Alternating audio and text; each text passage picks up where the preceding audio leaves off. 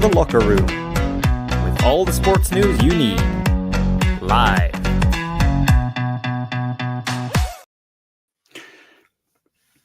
Well, hello, very good afternoon to you. You're watching The Locker Room on Independent Live, and you lucky people, you can listen to us as well if you can't be.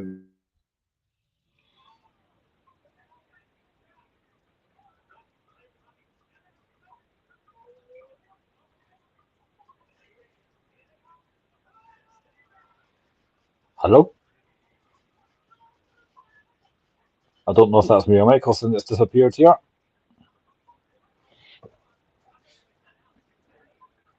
Hello? Michael, can you hear me? Right, if anyone was watching this, can you tell me if you can hear me or if you can hear Michael so I know what's happening here? Because at the moment I can see me and I can hear me, but I can't see Michael. Right, I'm just going to start talking. Rangers 0, Celtic 1, full-time score from Ibrox earlier on this afternoon. And it looks like Michael disappeared off the face of the planet, so it's just me. Yeah, so Rangers 0, Celtic 1. We will get to that very shortly. At the moment, the Hearts Motherwell game is just about to kick off. We're also keeping an eye on the game from Pittodrie, where Aberdeen take on a Hibs side at the moment who has no points. So they'll be looking to try and get something from that game at Pittodrie this afternoon. Obviously, we know the games yesterday as well. We'll get to that very, very shortly. I'm just kind of watching the Hearts game just now, but it's not quite kicked off yet. But the early game, as we all know, and if you haven't been living under a rock, you would find out that the game this afternoon at Ibrox in the opening, or the first Glasgow Derby of the season, finished Rangers 0, Celtic 1. Kyogo's goal just on the stroke of half-time. A fantastic finish. And already, after only, I think it's 4 games in, Rangers are 4 points behind already. It's not great. And what I would say is, I think Rangers had a lot of the ball. Certainly second half, a lot of the ball, but they didn't really do a lot with it. I can't remember a single chance, really, that Joe Hart's had to make a save. I thought there was a lot of huffing and puffing for Rangers, but I think I said to Michael before we came on stream, I think Rangers could have played till tomorrow and not look like scoring. They just didn't look a threat for me going forward enough. But there was a controversial moment in the game, and I know Michael, when he comes back on, will probably get to that. But for me, I think the decision not to award the goal for Kemar Roof was the wrong call. Now, I think the referee goes to monitor. We know what that means. He's going to give the decision. But for me, don't think that's a free kick. I think Larger Bielka kicks into the back of Dessers. I don't think that's a free kick. And I think if that thing is my team, I'd be raging with that. So, I can understand a lot of folk are looking at it and thinking, it's a poor decision. If you're a Celtic fan, it's a great decision. If you're a Rangers fan, you think it's a really poor decision. As an outsider looking in, I thought it was a poor call. I thought it was a goal all day long. And if you look at the reaction of the Celtic players as well, not one Celtic player claims for a free kick. Not even Lager Bielka claims for a free kick. So I don't think that's a foul for me. I think it's a poor decision from the referee. But like I say, when he goes to the monitor, looks at it, he's obviously going to overturn it. So yeah, for me, it wasn't a free kick. But I thought Rangers started digging quite well. I thought they looked on the front foot. They had the goal disallowed early on, which was an offside, obviously. But I thought they looked the better team. They were getting a foot on the ball. They were not really causing a lot of problems, but they looked a decent side. And I thought Celtic kept up against it here, especially with Lager Bielka and Scales at the back.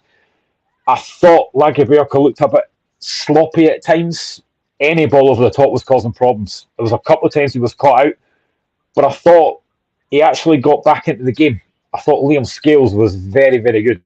I'm going to be honest, I thought he was excellent. I don't think I was saying that, but I thought he handled it very, very well. I thought, for me, after about the first 10 minutes or so, I thought Callum McGregor dominated the game. He was getting a foot on the ball. He was making things happen. He was finding little pockets of space. Kyogo was getting it behind a few times. Abada got in behind a few times. I thought Maeda caused Tavernier quite a few problems as well. And I've always said, I think Tavernier going forward is really good, but I don't think he's great defensively.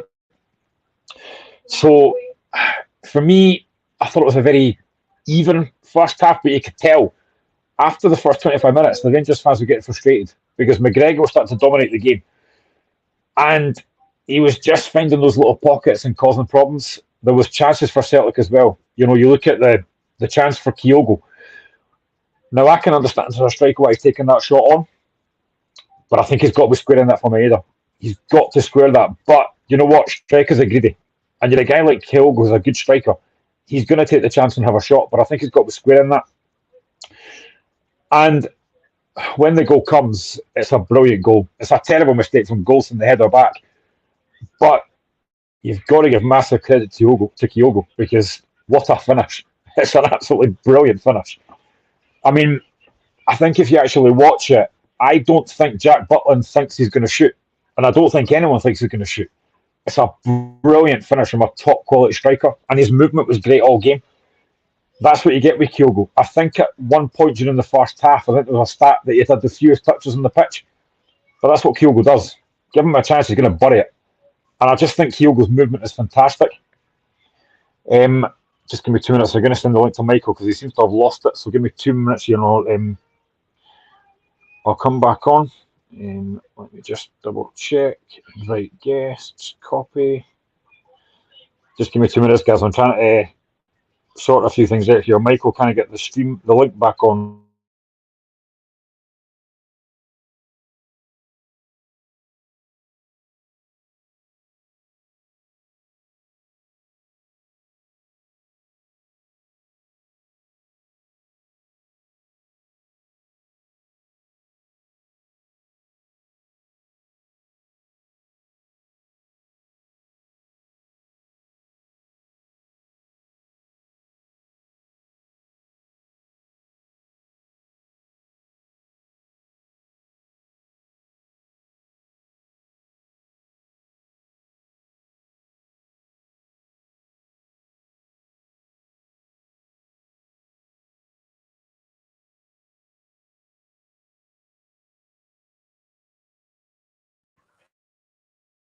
Going well.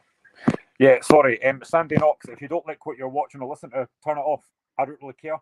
We do a lot of independence things. We do a lot of stuff about other things. This is a sports channel. As it's been mentioned numerous times before. If you don't like it, turn it off. Couldn't care less. I don't care about your opinion. Aaron Mackin at Tavernier is absolutely garbage defending, but superb going forward. Aaron Mackin, Celtic fan, commenting.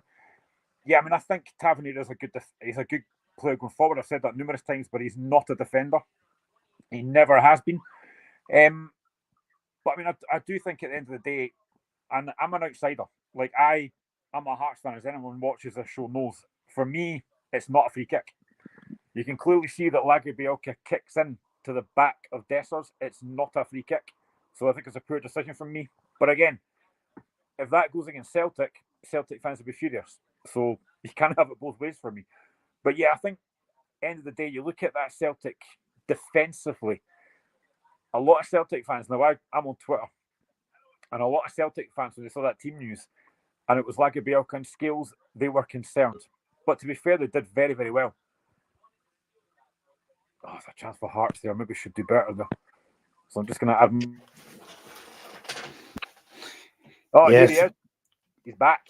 Yeah, sorry. I was just going to mention Chris Boyd's name before I get cut off. And I think Mr. Boyd knew that I was going to speak about him. But so I'm sorry about that. Let's start the show again. The Google Wi-Fi issues was playing a part on my side today. So sorry about that, Graham, but I'm back now to full health. You were just saying about Hearts there. I kind of just grabbed a wee quick what you were saying there. So was it an early chance for Hearts in that game? Yeah, Shank got in behind, but put his shot just wide.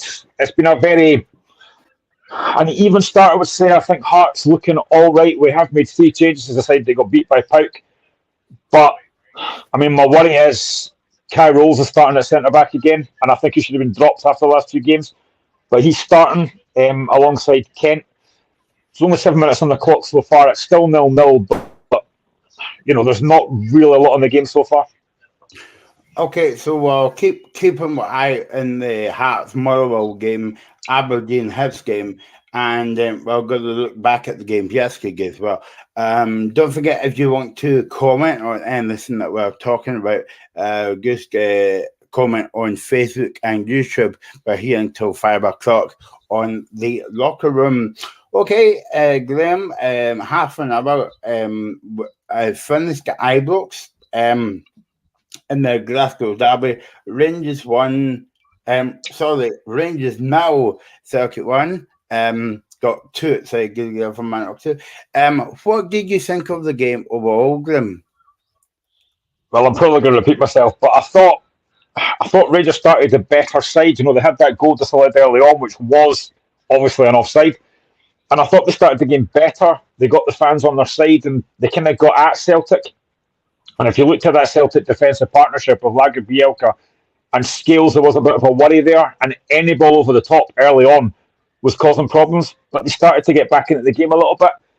And then obviously we get the controversial moment where Rangers score through Roof and it's been disallowed for a foul. I don't think it's a foul for me. I think Lagerbielke kicks into the back of Dessers. For me, that shouldn't have been disallowed for me. But everyone's going to have their own opinion about that. And then from about the 25th minute onwards, I thought Celtic started to dominate the game, especially McGregor. I thought he was really taking the tempo of the game. He was finding space. He was playing really good passes and getting people in behind. And you could sense the Rangers fans getting really frustrated at that point. You could sense the booing as well from his fans. And obviously Celtic have a couple of other chances. Kyogo, before you came back on the stream, I mentioned that Kyogo, I can understand as a striker why he's taking that shot on, but he should be looking for Maeda. And then he gets the goal right in the stroke of half time, and it's a great finish. And I don't think Butland's expecting it, and I don't think anyone's expecting him to take the shot, but it's a great goal. And then second half, again, I thought Rangers started better. I think they started more on the front foot, but again, I can't think of a single chance that Joe Hart's had to save. It was a lot of balls into the box, but not really doing anything with it. And yet Celtic could have hit on the counter-attack a few times. So, I think Celtic did deserve to win the game overall. Rangers at the moment, again, I've mentioned it before, it's only 4 games in, but they're 4 points behind already. It's not great. So, I think Celtic can be very positive. Another win. They maybe didn't play brilliantly, but they've got the victory. But yeah, I do think Celtic deserved that. Yeah, I know what you were saying, Graham. Rangers started in the front foot, and I don't know if you remember the last time they were Ibrox last season. Rangers started off in the front foot as well, and I think they scored the goal. And I think we said in Friday night that the first 20 minutes was important for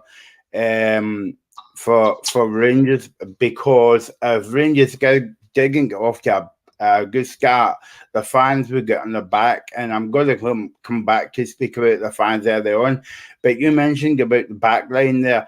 Do you think Michael Beale should have said to the Rangers team, this is a brilliant chance to get at Celtic today, because basically it wasn't the first, wasn't the first team out to you, so there's no better chance in getting to Celtic, especially in front of your own fans as well. But it kind of came back to bite them a wee bit.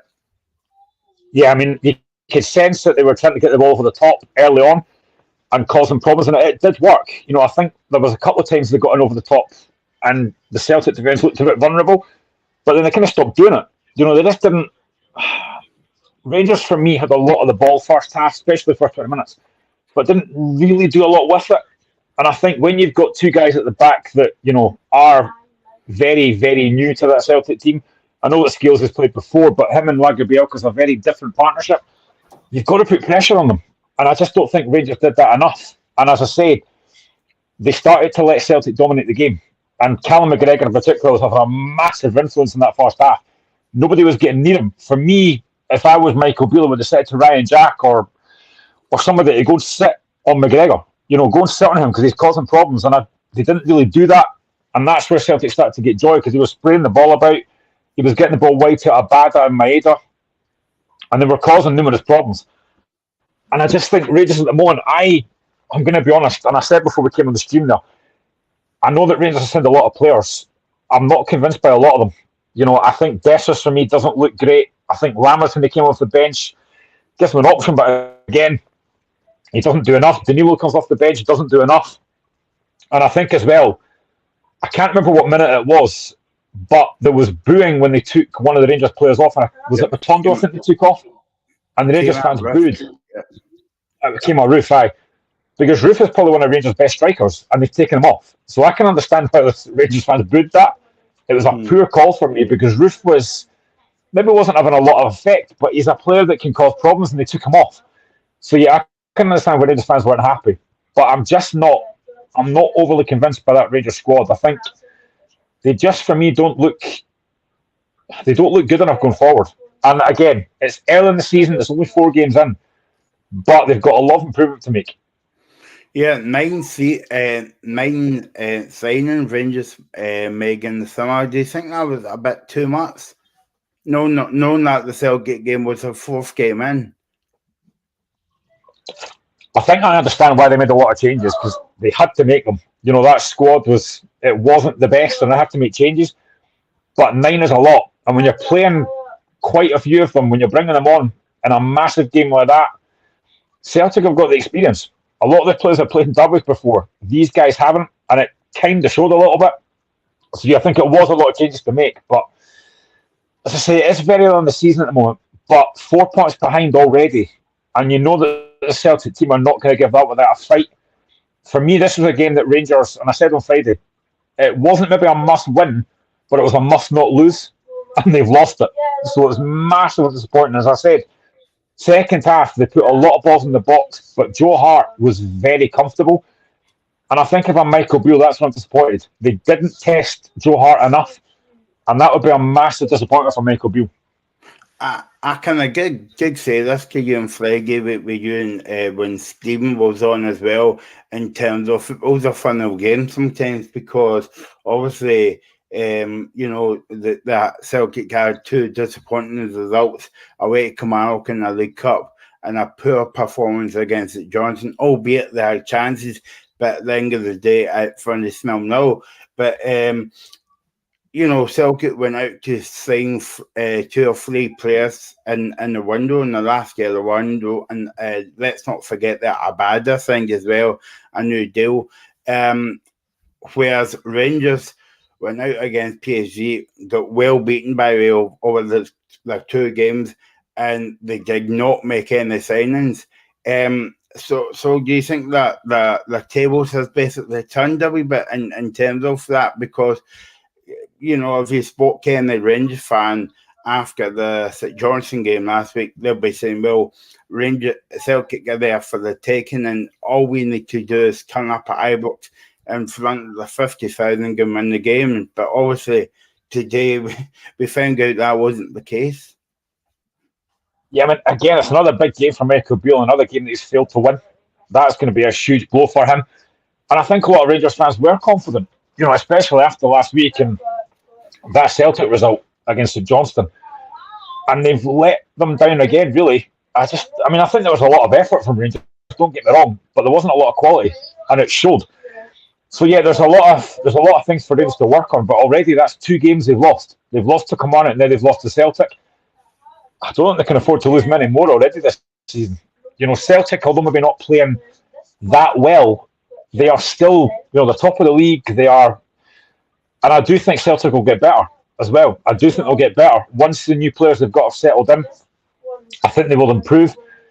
But the main fact is that they've gone to Ibrox. They've had no away fans. They've been under a bit of pressure, but they still come away with 3 points and a clean sheet. That's a huge blow for Michael Beale. And Rangers fans, I would imagine, will be absolutely fuming just now. And rightly so. Because like I said, they worked hard, but they didn't create enough chances. And, at Ibrox, especially in front of those fans, you've got to do more. And I think as well, going back to my point earlier on, Rangers would give fans their chances to get in front of 50,000. But also that wasn't Celtic's kind of like its sole strength. And don't forget that you still got players to come back from injury as well. Well, you've got the likes of Carter Vickers to come back. You've got Hatate to come back. That's 2 massive players already. And yet Celtic have gone there today and kept a clean sheet. And to be honest, they've kept it quite comfortably as well, which is a surprise for me because I genuinely thought at Ibrox Rangers would have offered more, but I don't think they offered anywhere near enough. Even the subs when they came on, I don't think made a massive difference. I don't think Danilo did that much. Lammers did that much. I mean, I do think for me, I can understand why they took Matondo off, but he's rapid. He's got a lot of pace. He can make things happen.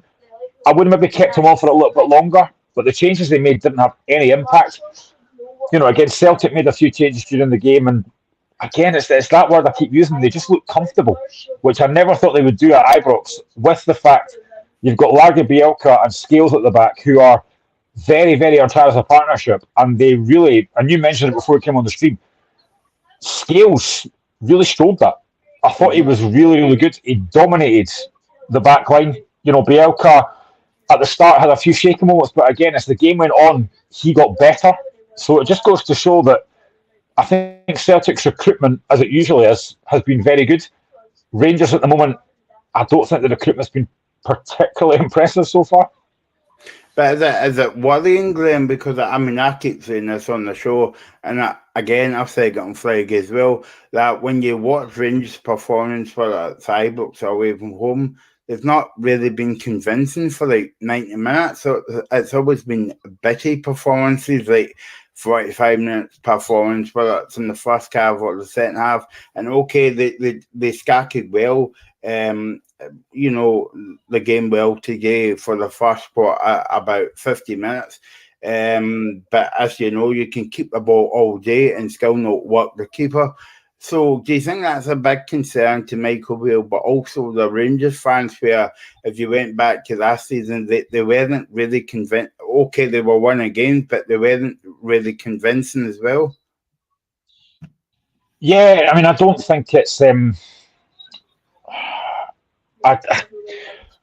apart from, I know Rangers beat St Johnstone 4-0, not St Johnstone, Livingston, sorry, 4-0 a few weeks ago, but even then, it wasn't great. The Rangers fans were booing after the first hour. It was only 1-0, and it wasn't until they got the second goal late on that they started to look a bit better. But yeah, they've not really put in a 90-minute performance yet, and I suppose if you're winning games, nobody's really going to care, but they've not been great, and I think it is a bit of a worry so far, and they're going into this international break now on the back of a defeat at home to Celtic in a game that, as I said, they really couldn't afford to lose. So I think there'll be warning signs there, and I'm assuming that Rangers fans on different college shows and that will be furious, and understandably so, because for me, they don't look like they've got an identity. When you sign as many players as they have, it's going to take time to gel, and I said that weeks ago. It's going to take time to gel, and I don't think they have yet. Again, like I said earlier on, there's a long way to go in the season yet. There's still a long way to go, but for me, already, they've lost 2 games this season, and that's 2 games far too many if you're a Rangers fan. Celtic at the moment are not quite clicking yet either, but they're winning games, they're picking up points. Even last week against St Johnstone, although they weren't great, they had chances to win the game. Rangers today just didn't look good enough for me going forward.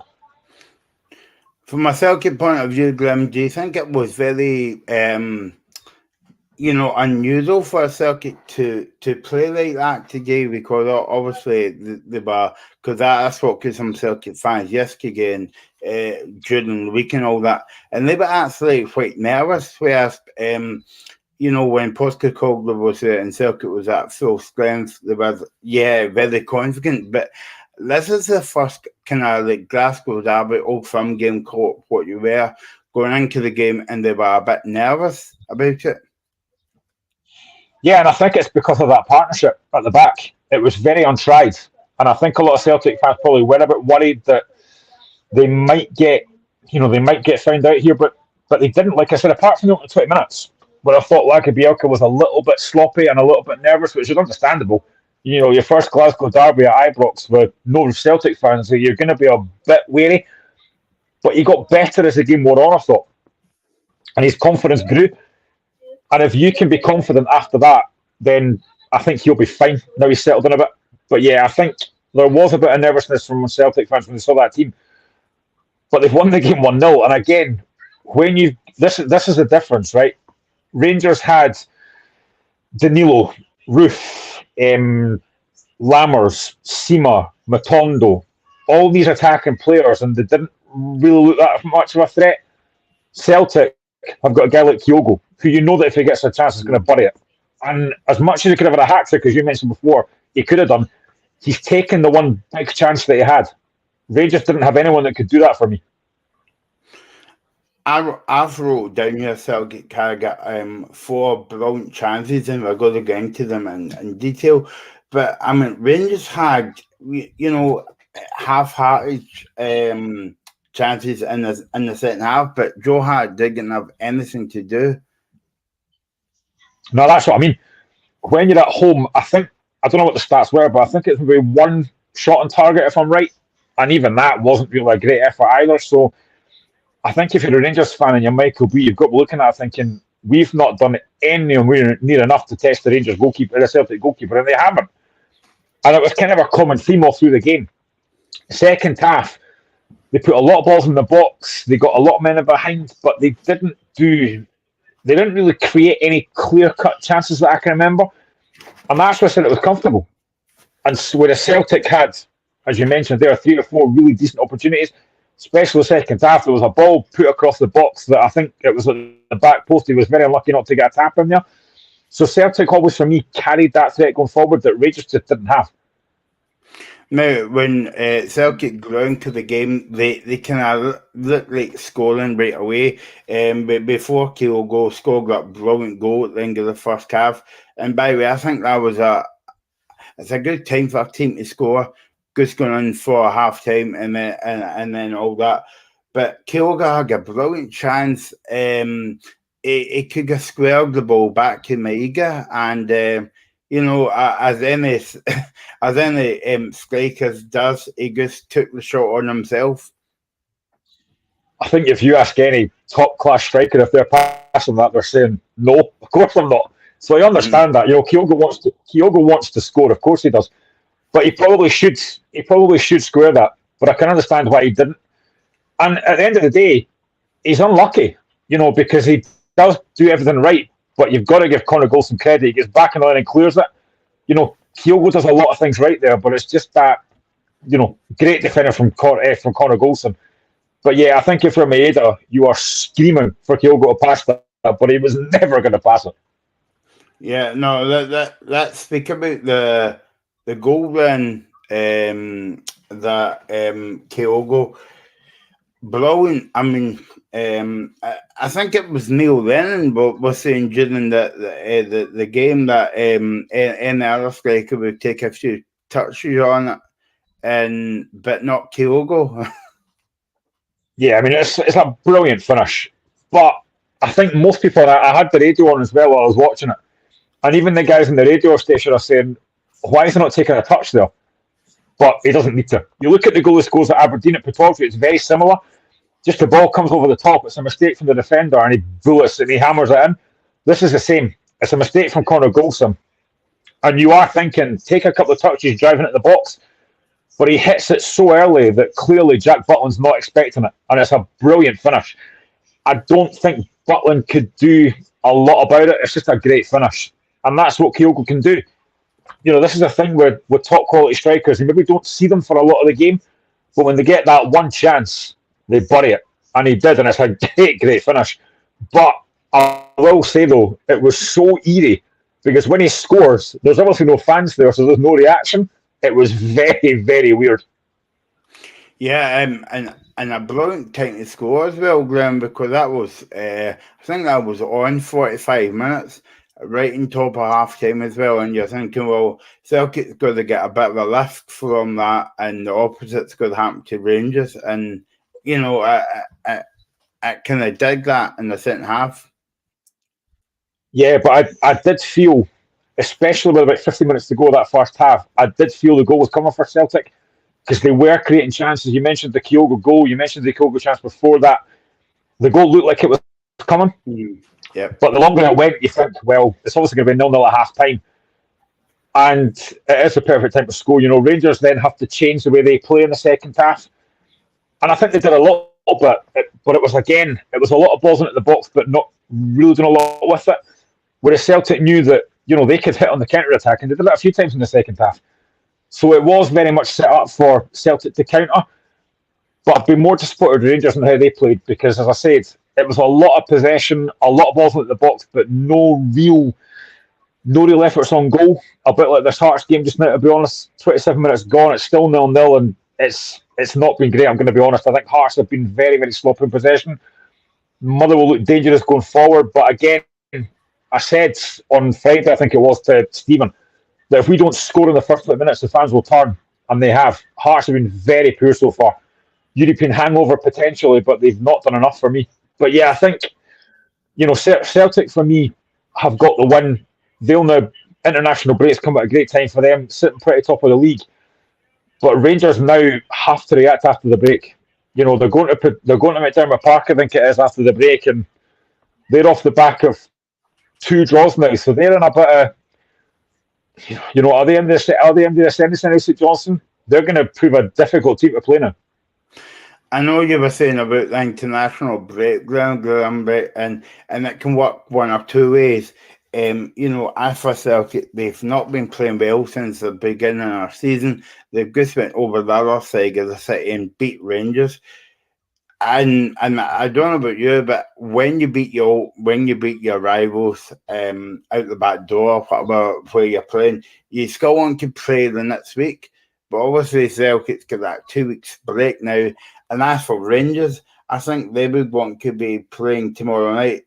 Because listening to the fans all the way through, half time and the second half, and I know mentioned about the fans earlier on, but there was a moment in the game, Graham. I think there was about 15 minutes to go, and it was so quiet inside Ibrox. It was unbelievable. So, I'll ask you the same question that Chris Sutton can ask Chris Boyd as well. How long do they give Michael Beale now? Because he's failed to beat Celtic again. Okay, they beat Celtic last season at the end of the season, but to be honest, that game didn't really mean much because the league was won. 29 minutes gone, Hearts 0, Motherwell 1. Callum Slattery, there was a VAR check for offside. He was never offside. That's a perfectly good goal. That's a really good ball into him. Hearts don't deal with it. Slattery puts it away. 1-0 Motherwell. It's another horrendous start for Hearts. And we've not played well. But yeah, I think going into the international break, I'm just watching it again. He is miles onside. That's a really good ball in. Good finish from Slattery, 1-0 Motherwell, but Hearts have been terrible again. But yeah, I think the international break, I think when you win, you do want the next game, but when you get beat, and maybe there's a good time for the break, and I'm thinking it's a good time now for Hearts to have this break as well. But yeah, Celtic will want the next game pretty quickly, but now they can regroup. They'll have a few players away, they'll come back probably refreshed and, re-energised again. Maybe it is a good time. But for Rangers, it's probably, I think you maybe do want the break now, because I just mentioned it there. I think Rangers could play till tomorrow and not look like scoring. So I think the break might be a good time for them to come. They've got a lot of work to do after this break. They really do. But, again, for Celtic to go away from home to the Glasgow rivals, maybe, not play brilliantly, but still walk away with 3 points. It's credit to Celtic. But Rangers, again, have just been... Their fans will feel let down. They really will do. And I think they'll feel let down by a number of players that are just at the moment, and like I say, and I'm going to keep saying this, but it is very early, some of these players just don't look good enough. I'm actually just thinking that the pressure's on Michael Beale. The pressure will be on Naismith and McParlin if they don't get a result at the end of the game. And I think if it stayed 1-0 tomorrow going into half time, I think you'll hear the boos from your house, Graham, instead of going to Tynecastle. Hearts just look again like they're lacking ideas, lacking an identity. Again, it's a really good move from Motherwell. It's a really good goal. But Hearts don't deal with it defensively, and we've not created anywhere near enough going forward at home. I did worry about this game because, Motherwell have had a really good run of form. They're coming off, we're coming off the back of a really disappointing result against PAOK and against Dundee. This European hangover thing it clearly is a thing because, again, 35 minutes gone, I think it is, and it's still Aberdeen 0, Hibs 0 as well. In a game that I thought Aberdeen might win quite comfortably against a Hibs side that have been really poor. So maybe this European hangover thing is an actual thing. I don't think it was for Rangers today. I don't think it was. I don't think it had an effect because for me, that was a game you want to come back to. Playing against your rivals at home, that's a game you want to come back to. Mm-hmm. And I don't think Rangers went up for it. I think they were. There was a lot of good, there was a lot of pressure and stuff. They just weren't good enough to break down that Celtic defence. But Hearts at the moment just look like they're struggling. There's not been any real fluency in the game at all. And I don't see, and I hope I'm proved wrong here, but I just don't see Hearts come back into this. There's not enough movement. There's not enough pace up there. Shankland and Boyce looked, they're not getting a lot of the ball. And it's just very, very disorganised. And I think what you mentioned there about under pressure, I think you're right. Even this early on, if Hearts don't come back in this game, Naismith and McAvoy are under massive pressure. Yeah, no, I mean, Jack Butland's saved Rangers a few times today, you would say, but the shot by Maiga and a good save by Butland as well in the second half. Yeah, I mean, Butland's a good goalkeeper. I think, is he an upgrade on Alan McGregor? I don't know, but he's a good goalkeeper. And he has saved Rangers a few times, and he did again today. And I think there'll be a lot of Rangers fans maybe saying that he could do better with a goal. I don't blame Butland for that. I just think it's how early Kyogo takes that. I don't think he's expecting it. He can't really get his feet sorted. I wouldn't blame him for that, but there was a couple of other moments in the second half, especially where he did save Rangers. So he is a very good goalkeeper. There's no doubt about that. But if you're having to rely on your goalkeeper, you've got strikers on that side that, for me, are just not doing enough going forward. So that's something they've got to work out. And as I said, going against St Johnstone in the national break, that's a hard game now. I wouldn't have said that a few weeks ago, but that's a hard game now. Yeah, no. I'm well, especially away from home. I mean, Rangers has got St Johnstone, and it's funny enough, Glenn, the two teams, St Johnstone and Dundee. Celtic has got Dundee at home, and Rangers has got St Johnstone away. It's just a bit unusual how the next game the two teams play each other, and then they move on to the big two in the division. Obviously, you saw Brendan Rodgers' interview after the game. He was delighted with the performance. What if you were Brendan Rodgers? Would you be satisfied with the work that they've did so far, apart from that kind of cup shock? Against Kilmarnock a few weeks ago. Yeah, I mean, I don't think Celtic have been outstanding in every game. I think there's been moments in games that looked all right. And like I said, against St Johnstone, they could have had a couple of goals in that game, but for the St Johnstone goalkeeper. But yeah, I think he'll be relatively pleased. And do you know what? Actually, talking about the international break, I think maybe it does come at a good time because you're going to get a bit of a rest now, apart from the players that are in international duty. The other players now might get a bit of a rest. Maybe it is a good thing to come right now to kind of recharge the batteries. But I think he'll be reasonably pleased, I think, with what he's seen so far. I thought they might have strengthened more in the window in terms of up front as well. But I think he'll be relatively pleased. As I say, you're away from home in a Glasgow Derby without any away fans there. You stuck to your task. You've got the job done. I think he'll be quite pleased with that. And I think he's right. I do think that, especially second half, Celtic probably could have had a few more goals in that game, but I think he'll be pleased. And I do think they deserve to win the game overall. But yeah, I think he'll be delighted with that. And again, the one thing that will please him most, and probably it'll please Celtic fans most as well, is they've kept a clean sheet with Lagerbielke and Scales at the back. They've kept a clean sheet and been really, apart from maybe the first half, largely untroubled. Well, that's our first clean sheet of the season, and you would say that's the most important clean sheet at Ibrox as well. I know I said to you about Brendan Rodgers. Would you be happy and with the performance? Okay, it could get better but I take it if you were Michael Beale and the Rangers fans, you would be concerned. You would be the opposite. but also it would be a bit of concern because I don't know how many players in the Rangers squad are away for the international teams, but today will be the last time they see him for about 2 weeks. Yeah, I mean, I think there will be concerns from Rangers. Like I said, they've already lost 2 games this season. That's not good enough for Rangers. It wouldn't be good enough for Celtic either. I think there are concerns, or I think there are worries there. They don't look fluent. They don't look, for me, defensively. Again, I think they still look quite suspect. For me, they lost 5 goals against PSV last week. They've lost another goal today. Again, another mistake from Goldson for me. They just don't look good enough for me. And I think a lot of these signings for me at the moment, I'm not overly convinced. Like I keep mentioning it, there's plenty of time in the season yet. But for Rangers already to have lost 2 games this season, it's not great. And I think they'll lose more. And again, I think away from home, that game against St Johnstone is going to be massive. I think if they drop points there, already the title race could be over very early in the season. So I think there are worries there. Genuinely, I think there are worries there. They need to get the strikers up to speed. The only one I think at the moment that looks like he's capable of scoring is Kemar Roof. Obviously, they took him off today. I'm just not convinced by the likes of Lammers and Dessers and Seema. I don't see enough. No, exactly. You mentioned the,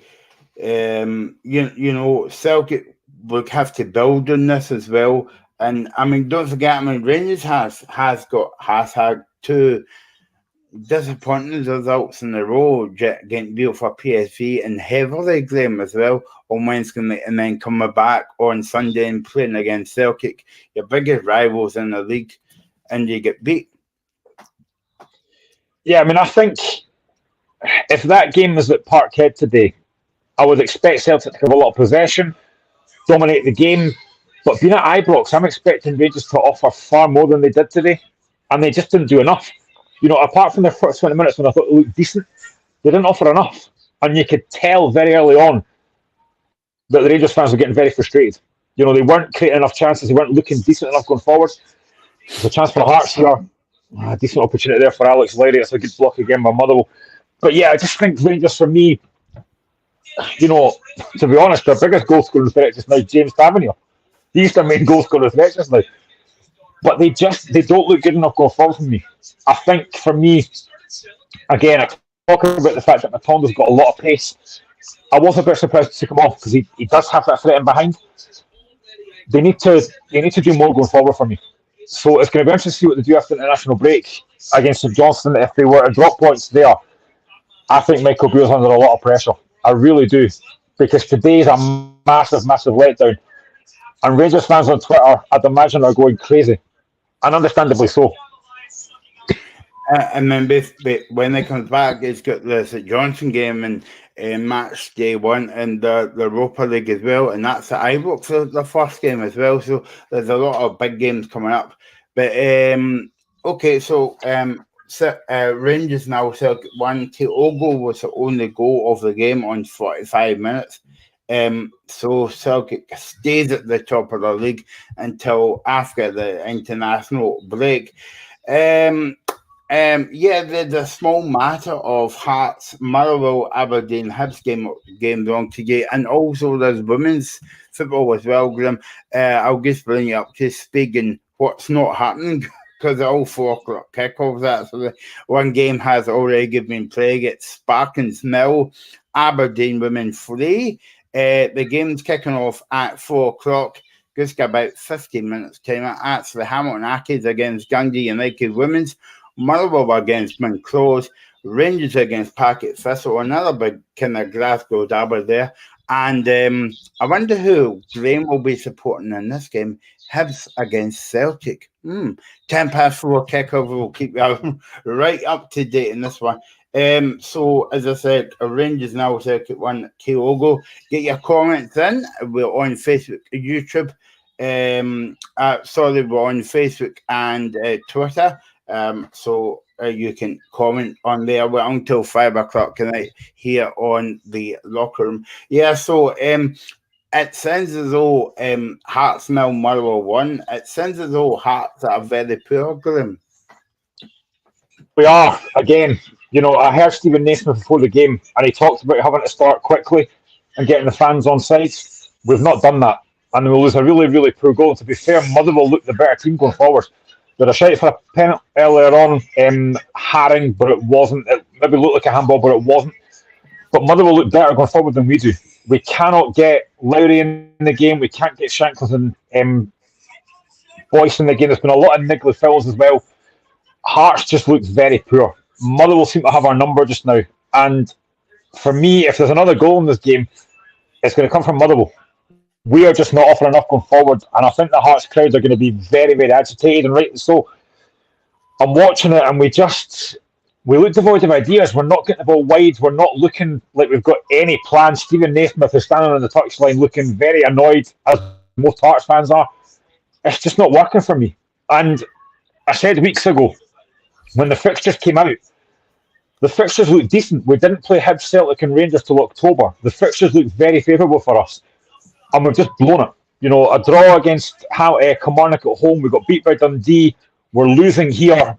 It's not a great start. And on the back of that hammering on Thursday, this is another hammer blow. If we lose this, it's another hammer blow. And the way it's going just now, I don't see where the goal's coming from, because we just look devoid of ideas. Motherwell defended very well, and I'm sure our friend and colleague Stephen's watching this quite happy, and he should be, because Motherwell looks very good so far. Is that a concern? Because obviously we covered Hearts games last season when we were on a Sunday. Hearts squad looks good, Graham, but as you know, football doesn't get played on paper. Yeah, I mean, I did a Hearts Twitter space earlier on this week, and I did say, is the Hearts squad good enough? I think it is, because I've had a few arguments with fellow Hearts fans over this, and two of my best mates were messaging me a few days ago. Hearts squad's not good enough. I think it is. For me, the issue that I'm seeing is the coaching. I don't think it's good enough. I think we've digressed. It feels to me, and I said this after Thursday, if someone had said to me that Stephen Naismith has basically been transformed to Robin Nielsen, I would agree with that, because I'm not seeing any difference at all in this side. It's slow, it's ponderous, we're doing nothing with the ball. Gordon McIntosh is on. Hi guys, good to see you back on, Gordon. But I'm not seeing any change. Stephen Naismith said weeks and weeks ago he wants Hearts to be a pressing side, play on the front foot, be attacking. I'm not seeing any of that. It's just digressed to humping the ball long, and it's not good to watch. I've been watching this whole first half so far while doing this. who says men can't multitask? Well, I try and talk to death. But yeah, we've done nothing. We have looked so poor on the ball. Motherwell look dangerous. Anytime they come forward, Theo Bair's causing us problems. Blair Spittle making runs from deep. They look dangerous. We look so poor. I can see as well, the worry for me as well, Shankland looks very frustrated, and I can understand why. We are just doing nothing. There's got to be big changes second half. I would be making changes at half time, taking a couple of players off and putting guys like Tagawa on and Vargas on, because we have done nothing going forward. Motherwell keeper's not the save to make. We've been so poor.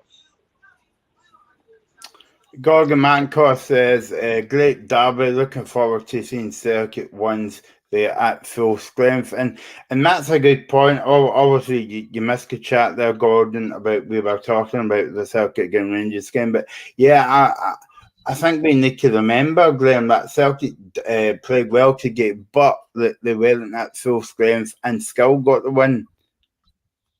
Exactly. And when they get these players back and when the new guys settle in, they will be a very good side. And that's why I've already said numerous times that I think Celtic will win the league again. Whether it's by a number of points, I don't know. But I think they're, again, looking very good. And, they've maybe not been great so far this season. They're trying to maybe bed into what Brendan Rodgers wants. But as the season goes on, they'll be better. And I think after the international break, I think Celtic will just motor on. Whereas Rangers, for me, I don't know. I just don't think Rangers look quite there yet. They don't look quite good enough yet. I do think they've got a very favourable League Cup, Europa League draw. I think it looks very, very good. They could easily get through that. But they just need to be better, especially at home. They just don't look strong enough for me. It's half time at Pittodrie. It's Aberdeen 0, Hibernian 0, and it's half time at Tynecastle. It's Hearts 0, Motherwell 1. And I can't say it's not deserved. Motherwell at the better side. They're very well organised. Stuart Kettle has got his game plan spot on. Hearts just look so poor yet again. And I'm talking about the break. And I think if Hearts don't win this game, this is coming at a good time now. Because something needs to change. I said this last week after the Pout game. I would imagine that at some point next week, whether it's tomorrow, Tuesday, whenever, I think Hearts will make a statement about the management team. And I think it will be Stephen Naismith is put in permanent charge. I'm going to be honest, I still don't agree with that.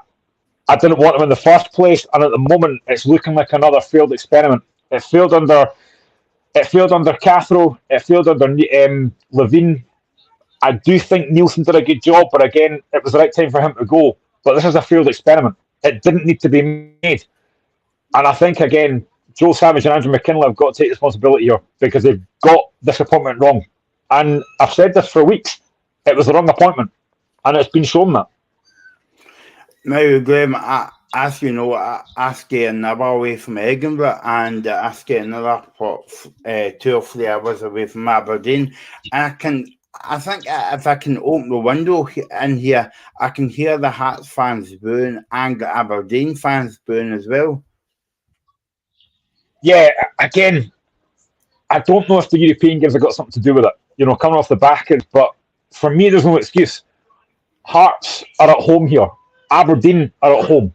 They should be doing better in these kind of games, and especially against the Hibs team that is not looking very good. Let's be honest.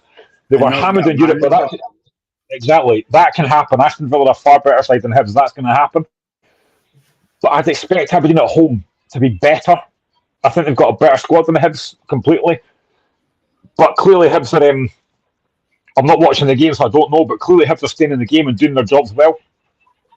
But I'd expect Aberdeen to be better. And I expected Hearts to be better than this. I really did. I'd expect us to come out with fire in our belly after Thursday and go, right, we're going to get after Motherwell here. And we've not done it. It's been slow. It's been negative. Again, it's been far too many touches. We need... Alex Lowry, for me, is completely out of position. He's playing wide on the left, and that's not what he should be playing. He should be playing more central. I think, again, we've just made poor decisions again. And Motherwell, a bit like what I said about Celtic, Motherwell look comfortable, and they shouldn't look comfortable. Hearts are at home. They shouldn't be looking comfortable, but they do. And again, it's just been so poor. Apart from a half chance for Shankland in the first half before Motherwell scored, it's been very, very poor. I'm expecting changes at half time, and I'm expecting a reaction. I'm expecting players to be going mental in that dressing room. It's not been good enough again. And if we lose this game, which is looking very likely, and I saw it after Thursday. I was on Twitter on Thursday, and I'm on a few different group chats with my mates and stuff. And a lot of fans were saying, get Nielsen and McAvoy, get Naismith and McAvoy out. I'm not on that train yet. But if this continues, I'm going to have to start asking questions because it's not good enough. When was the last time you heard me saying let's speak about the game of the day? And by the way, it doesn't involve Celtic, Rangers, Hearts, or Hibs. I'm talking about St Johnstone and Dundee yesterday, Glenn, because I only saw 20 minutes of the highlights, and I think it's a good old phrase in football, isn't it? A game of two halves. Yeah, so I was normally when it's a weekend and that, I may be watching the scores coming through on the Sky Sports News, but I was at the Pennycook game yesterday against Rutherglen and Glenclair in our Scottish Cup preliminary round. So I had the kind of flash scores coming through. And when it said 2-0 to Dundee, I messaged our group chat and said, so I take it St Johnstone couldn't build on last week. By the time that game had finished, by the time the Pennycook game had finished, it was 2-2. So it's like, oh, what a comeback. Fair play to St Johnstone. It's a great comeback from 2-0 down. But Dundee should have had that game won. They had a glorious chance at 2-0 up when Scott Tiffany's played clean through. And he should score. And if he scores that, it's 3-0. But fair play to the goalkeeper, an excellent good save. But for me, he's got to score. But yeah, a fantastic game. And I didn't think I'd be saying that about a St Johnstone Dundee game. But yeah, a brilliant game. Dundee, really, really good. Obviously, get the goal through Tiffin in the first half, and you're thinking, right, can they build on that now? And they do. Ricky Lamy gets the second goal. And at that point, I'm thinking, right, what have St Johnstone got now? Can they come back? Fair play to Kucherevi. He takes his goals really well. Great comeback. But yeah, it is a game of two halves. And fair play to St Johnstone, because that 2-0 down, they could have easily switched off and gone, well, that's that game done. But I didn't think I was saying this about Stephen McLean a few weeks ago. I thought St Johnstone looked very poor. We've all tipped them to go down. But fair play. That's a point at Celtic Park. A point being 2-0 down. They've shown a lot of fighting spirit, which I didn't think they had a few weeks ago. So fair play to McLean. Really good result. I know it's far too early in the season, Graham, to say this, but how big a signing is that for Dundee with Scott Tiffany? He's a great player. He's got pace to burn. He's creative. He's a goal threat, as we saw with the goal he scored yesterday. It's a great signing. And I said at the time as well, I think, when he signed for Dundee, I thought that's a great signing. I understand why he's left Partick Thistle, because you want to play in the top league, which he should have done with Partick Thistle, because he should have come up last season, but they just failed out, unfortunately. But yeah, it's a great signing for Dundee. And I do think, though, he should score that third goal. And if he does, the game's over. But he's a great signing. He really is a great signing. A fair play to Dundee for getting a guy like that in. And I think Dundee look a decent side. That's a win last week against Hearts. A point yesterday, although it should be 3 points. But I think Tony Dockett is delighted with that. They've got a decent side there now. I've said before, I think Dundee will be fine this season. I don't think they'll be in the mix for relegation. I think they'll be maybe around 9th or 10th. But yeah, I like what Dundee are doing so far. And I like Luke McKinnon as well. I think he's a really good player. So they've got a good squad there. Really good squad there. But Tiffany, for me, is just he's a fantastic player. And I think maybe in about a year or 2 years' time, no disrespect to Dundee, but I think he'll be playing for a better club. Mm-hmm. Yeah. I think as well, Graham, even though Johnson got off to an awful start, but they went to Celtic Park last week, picked up a point yesterday as well. And I know I said to you about Brendan Rodgers and Michael Bale would they want a game next week, but because of the international games next week. But do you think Stephen McLean would want a kind of another bounce next week in another game, so that it kind of builds up confidence in the way, or can it work in the opposite favour, that they go away and they come back and then they kick on? I think it can work both ways. I think he'll be delighted to get to that point, especially when they did it. It was like, I think it was 90 plus 6 minutes they scored that goal in. Yeah. He'd be delighted to get the point, but I think it can work both ways. Yes, you want to kind of build on that. We said during the week or on Friday, could they build on that result against Celtic? And they kind of have, because it's another point from being 2-0 down, so they kind of have built on that. And I think it can work the other way as well. I think you're looking at the break now and thinking, right, we've got a chance to recharge the batteries, get guys into training, work on things that maybe they failed to do yesterday. The 2 goals they lost, disappointing that second goal from a set piece. So there are things they can work on. And I think, obviously, they've got a few injured players to come back as well, so it'll give them time to come back as well. So I think it can work both ways. But what a game to come back to. Rangers at home. That, for me, is a game that Rangers won't enjoy. We've seen what St Johnstone could do at McDermott Park. They called Celtic problems last season. I think St Johnstone beat Rangers before when Van Bronckhorst was the manager. Yeah, they won 2-1 on the Sunday, because we did a stream after it, so they beat them 2-1. It's not going to be easy. Now, a couple of weeks ago, when they were having a really horrible Viaplay Cup run, they lost to Stirling Albion, they lost to Hearts. You might not have thought it was a hard place to go. I think it is now, though. They look a lot better. Fair play to McLean. I said weeks ago I thought he'd be the first one sacked. I was wrong. But fair play to him. He's getting performance out of that team. He's getting a really good team spirit there. So I think he's done a really good job. And if they can, I think they'll go to that game against Rangers thinking, we can pick up points here. It's not going to be a place that Rangers are going to fancy going. But then again, I thought the same last week against Ross County. And Ross County didn't do enough. I think St Johnstone caused them problems. I really do. It's a difficult game, and if St Johnstone were to get a point or 3 against Rangers, what a result that would be. I'm gonna stick my neck on the chopping block here, though. I do still think St Johnstone are going to go down, but they're giving themselves a massive chance with performances like that yesterday. Now, I get surprised when they say that.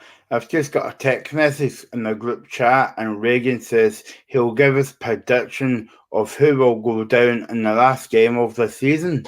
But I don't know if Reagan gets it. I don't know if he knows that you've got to do predictions. That's why they're called predictions at the beginning of the season. But, well, I mean, well, yeah, Casey David Martindale getting the sack, Graham. He's not going to get the sack now. No chance. So yeah, I mean, it was a brilliant game to watch. Kind of end-to-end stuff, Graham, but also what caught my eye was that massive support from Dundee yesterday. Yeah, it was a great support. They've taken a really good following. It's not a far place to go to get to St Johnstone, I don't think, from Dundee. No. So it's a decent little trip. And yeah, it's a great away support. They'll be disappointed that they're going down the road with only a point, though, because they should have taken 3.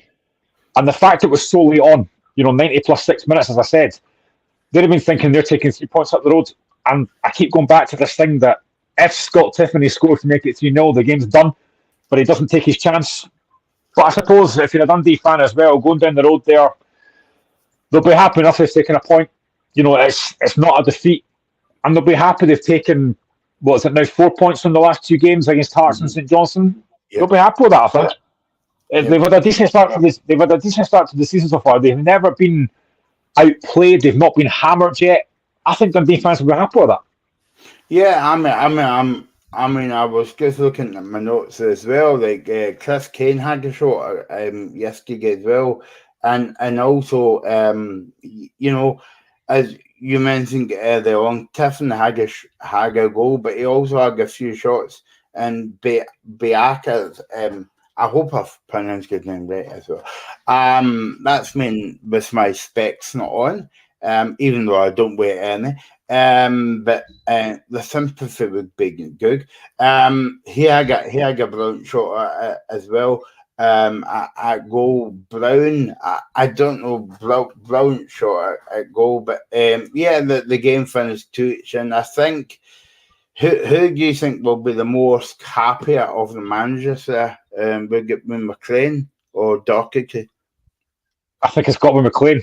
To come back from 2-0 down the way they have done, I think he's got to be the happier. I think Doherty will be disappointed that they've not managed to hold on for the 3 points. I think it's just the way they've dropped the points here in that that last minute or something. But I think Doherty will be happy with the performance. There was a lot of positives to take from yesterday. The fact that they are creating chances. But I think McLean's got to be the happier. To be 2-0 down at home and come back and get a draw, he's got to be delighted with that. And I think you can see him after the game as well. His reaction was, I think they deserved the point. I think the way they came back, they probably did. But I just keep looking back to the chances that Dundee had and thinking if they take one of those chances to win that game by 3 or 4. So I think McLean's got to be delighted with that. And as I say, the next game against Rangers is going to be crucial.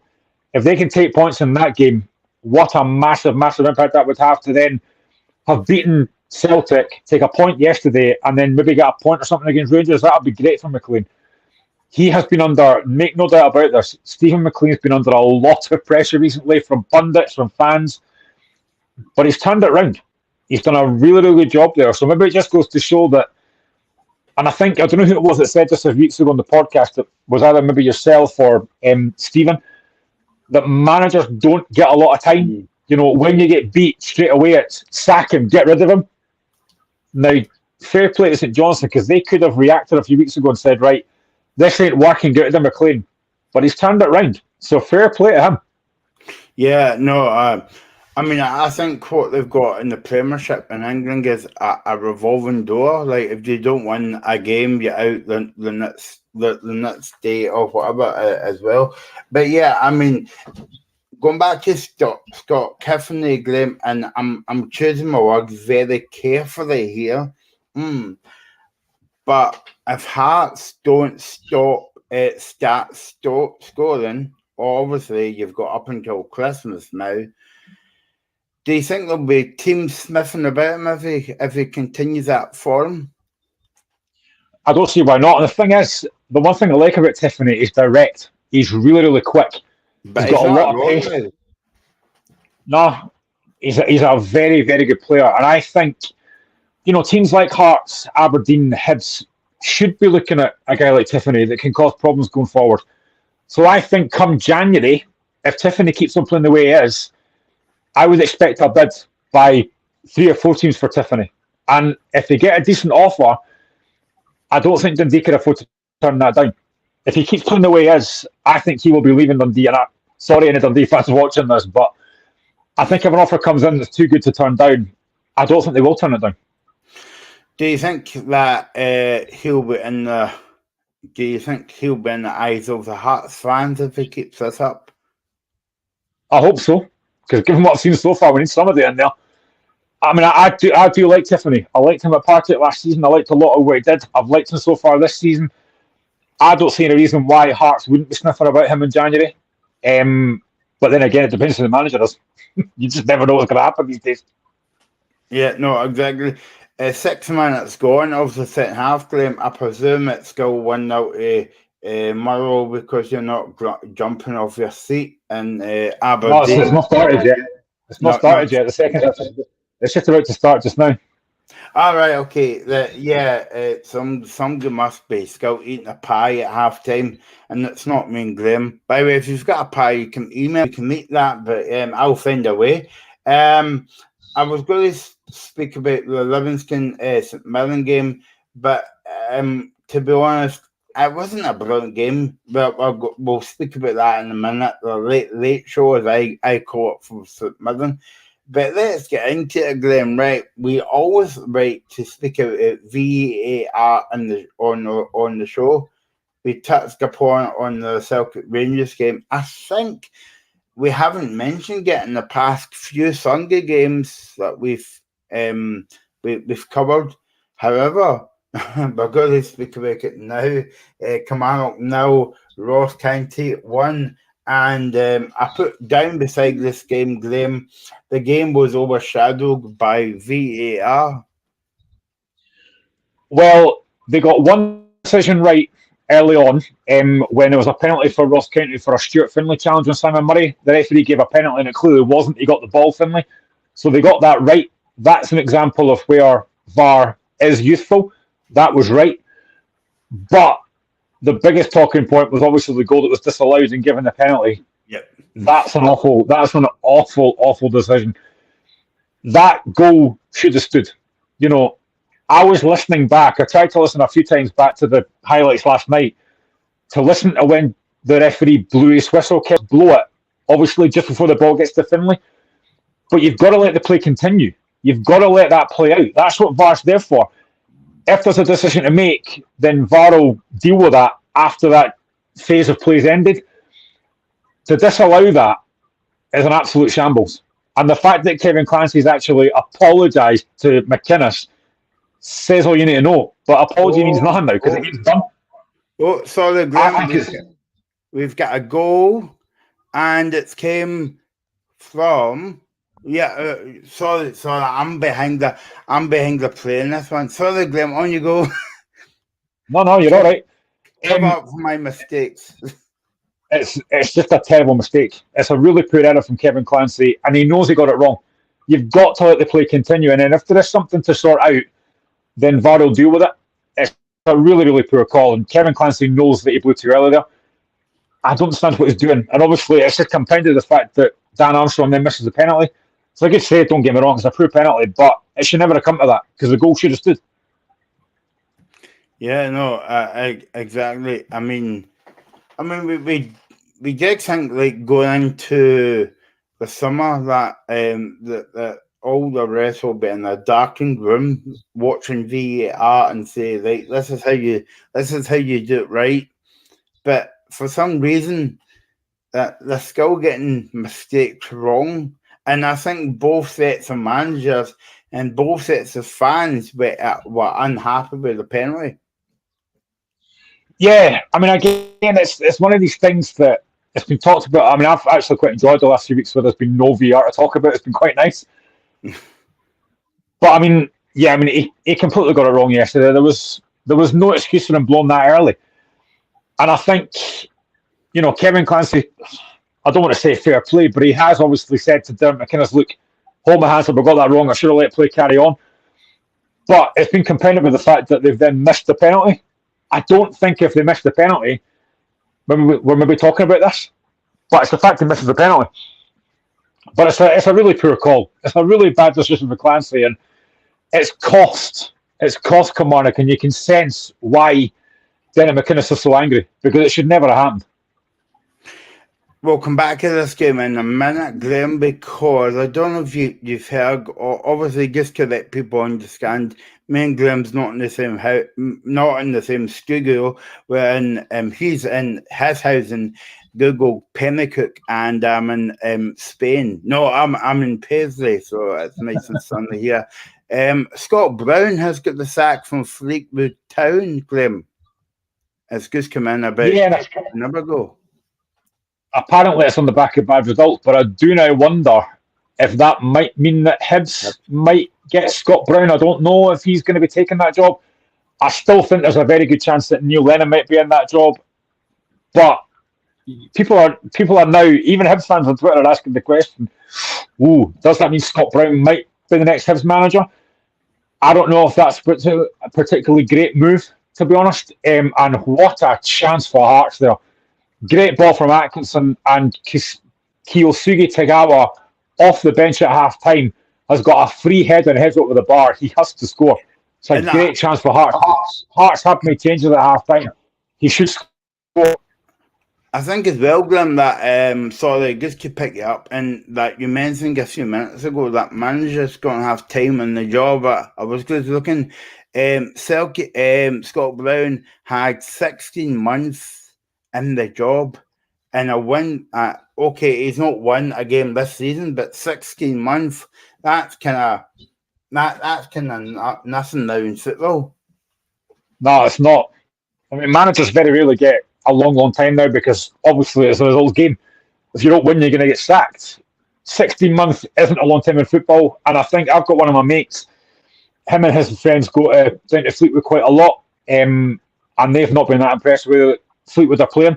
So I can understand why he's been sacked, but it does now bring the question about, might Hibs look to appoint Scott Brown? I don't think it's a great appointment if they do that. Like I said, I still have this feeling that Neil Lennon might go back there. There's been talk about Nick Montgomery, the Central Coast Mariners manager. It's a tough one to see who's going to get that Hibs job, but there are questions now being asked about, is it going to be Scott Brown for the Hibs job? Gordon McIntosh, Hibs would be a dream job for Bruni. I think it absolutely would. And I think if he gets offered it, he's not going to turn it down. But I just don't know if it's the right move for him. Or for Hibs, for that matter. Yeah, I do think that. I think it's a message in the chat today, Graham, about that if Scott Brown comes back, he would be number 2 to Neil Lennon, because I don't think Hibs can take another chance on a kind of punt.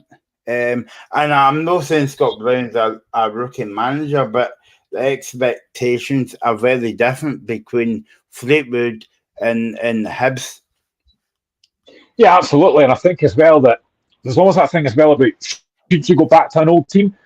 We know that Scott Brown was at Hibs for a long time. He's got a really good reputation at Hibs as well. Is that a job that Hibs would really want him to take just now? I don't necessarily think it is. I think he's somebody a bit more experienced. I think he would come in at number 2, Graham. Yeah, potential on that. That might be a better move. If it is Neil Lennon with Scott Brown as an assistant, that could be a decent move. But I think if he was there as a manager, I'm just not convinced that would work. And again, it's a bit like the whole Hearts thing. If John Robertson was to come back to Hearts as a manager, which he did a few years ago, he's a legend at Hearts. And I wouldn't want to be saying Robertson needs to get sacked. It might be the same for Hibs fans. Would you want to be saying Scott Brown needs to get sacked? I don't think so.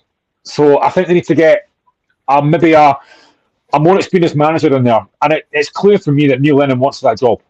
He wants that job, and I think if he gets offered it, he'll take it.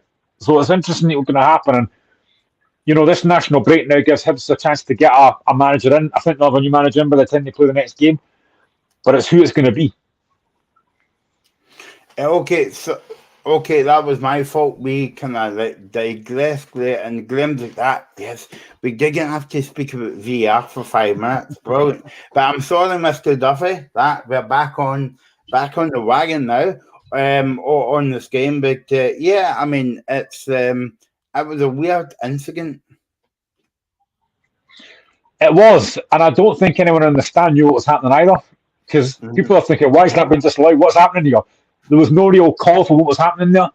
And then suddenly it's a penalty to Kilmarnock. And I think even Kilmarnock fans are like, where did that come from? So it was very bizarre. Nobody knew what was happening. And then obviously they have the double whammy of missing the penalty. But it should never have got to that. And as I say, the fact that Kevin Clancy has apologised, he knows he got that wrong. You've got to let the play continue. And then, as I say, if there's something wrong, VAR will pick it up. He just blew too early. It's at times I feel sorry for the officials because they've got a hard job. I wouldn't want to do it, but he's got to get that right. He's got to let the play continue, and he didn't do it. No, exactly. So again, we spoke about this before, even before VAR come in. Do you think that he'll be downgraded to the Division 1 next weekend? Nah, I don't think so. It's just it's a mistake. It's not a great mistake, but it is a mistake. He's not done it like on purpose. It's a poor call, and as I said, he's very quickly apologised to McInnes and said, "Look, I should have let that go. That's my fault." But I don't think if Kilmarnock scored the penalty, anyone's really complaining. It's the fact that they've not got the goal and they've missed a penalty that's compounded it. So that's what I think the issue is. If they score the penalty, we're not having this conversation. Well, I think like Derek McInnes, you saw my on the podcast of the game, but just imagine if that game was at the end of the season and Kilmarnock had to win that game to avoid the playoffs. Oh, absolutely. I don't think it would be very campaign. I mean, if that's a game that could potentially cost Kilmarnock top 6 or relegation, you'd be furious. And you can see that he was trying to give a kind of dignified response, but not be too angry. But you could tell that he was furious. And I understand that. Of course I do. It's a poor decision that's been made. And listen, apologies mean nothing. The fact that Kevin Clancy's apologised doesn't mean anything to Kilmarnock. But it's just one of these. It's a poor call, but he's not done it on purpose. He's seen the pool, and you could clearly see the pool, but he should have let it go. He should have, and I think as well, he said to McInnes that he didn't expect Finlay to score. I don't know why he said that. That for me shouldn't make any difference. You've got to let the play continue, and he's not. And it's a poor call. I don't think he won't be degraded on that. I've seen, and we've all seen over the seasons, last season and at times this season as well, we've all seen worse decisions than that. It's just human error, but it shouldn't have been made. It's just a poor call. Of course, Ross County won 1-0 against Kilmarnock, and by the way, that's a good result away from home, especially the way Kilmarnock's been going the past couple of weeks. But I've got to say, how did Jordan White miss that chance, Graham, for County? I think he'll be asking the same question, and our colleague and friend Ross, the Ross County fan, have been asking themselves the same question as well. It's a glorious chance. You've got to be finishing that as a striker. You've got to be taking that. But thankfully for him, it's not cost him because he won the game. But he'll be having nightmares about that. But yeah, fair play to Ross County. They've got the goal. Again, it's poor defending for Kilmarnock, though, to let Simon Murray get a free header. But fair play to Murray. He takes it well. He'll have confidence now that he's got that goal. But it's a great win for Ross County, as you mentioned there. It's a great victory away from home at a very difficult venue to go, as we all know. So it's a massive victory for County. Yeah, no, exactly. And you were saying about the penalty miss as well by kind of like Armstrong. But yeah, a good win for Ross County yesterday. And do you think that Malcolm Mackay is going about his job very quietly, but he's doing a decent job up there? Yeah, I like what they've done. I like the business they've done. I like the players they've brought in. I like how he's got his team set up. They can be, although last week I said earlier on that they were disappointing against Rangers. I don't show far too much respect. But they are a good side now. And I don't think as well, I don't think they'll be at the bottom either. Oh, what a chance for Hearts there. Brilliant football. Lawrence Shankland again, looking quite lively the second half. It was a great play by Atkinson, gets the ball in the box. Shankland has a decent, great play here. Lovely play by Shankland, starts off the move, gives it to Atkinson, gets in the box, takes a great touch. It's a great block by Motherwell. Corner to Hearts. Hearts, last 2 minutes have looked a lot better, but they're still not creating enough chances. But that's a great chance there. But yeah, back to Murky Mackay. He's done a really good job. And I think I worried about them at the end of last season. Could they, they don't want a position where they're getting relegated again or position that position again. And I don't think they will be. I think they look a lot better this season. And I think they'll be around maybe 7th or 8th, I think, this season. They'll be fine. But it's a massive victory yesterday. We've seen not many teams win at Rugby Park this season. It's a great victory for them. And out west, Celtic beat Rangers today, Graham. Do you think Derek McInnes would be happy with the start that they've made? Again, beating Old Firm, and also the 2 games back at home as well. Yeah, I think they will be. They'll be disappointed, obviously, that they got beat last week by Motherwell with that late goal. Disappointed that they've not picked up points yesterday. But there's been a massive improvement from Kilmarnock. You've seen that already. They've looked really good. I do like the signings they've made. And again, on deadline day, they signed Andrew Dallas. No, not the referee. But they signed a striker called Andrew Dallas who looks decent as well. So I think, again, they'll be fine this season. I'm impressed with what they've done. But it is 2 defeats in a row now. But I think he'll be happy. I'd be delighted, but he'll be disappointed they've not picked up at least a point yesterday. And the fact that they've obviously not got the goal, they've missed the penalty, but there are massive signs that Kilmarnock could have a good season. They'll come back after the break, again, refreshed, revitalised, and I think they could have a good season. I said weeks ago, I think Kilmarnock are going to be the surprise packers for me this season, and I still maintain that. I'm impressed with what they've done so far. I think if we think Andrew Dallas, I don't know about you, Graham, but I think he would be a midfielder playing in the middle of the park. Anyway, I'm just trying to get one back. Yeah, I'm just trying to get one back in you, Graham, but for flagging out. But so let you go.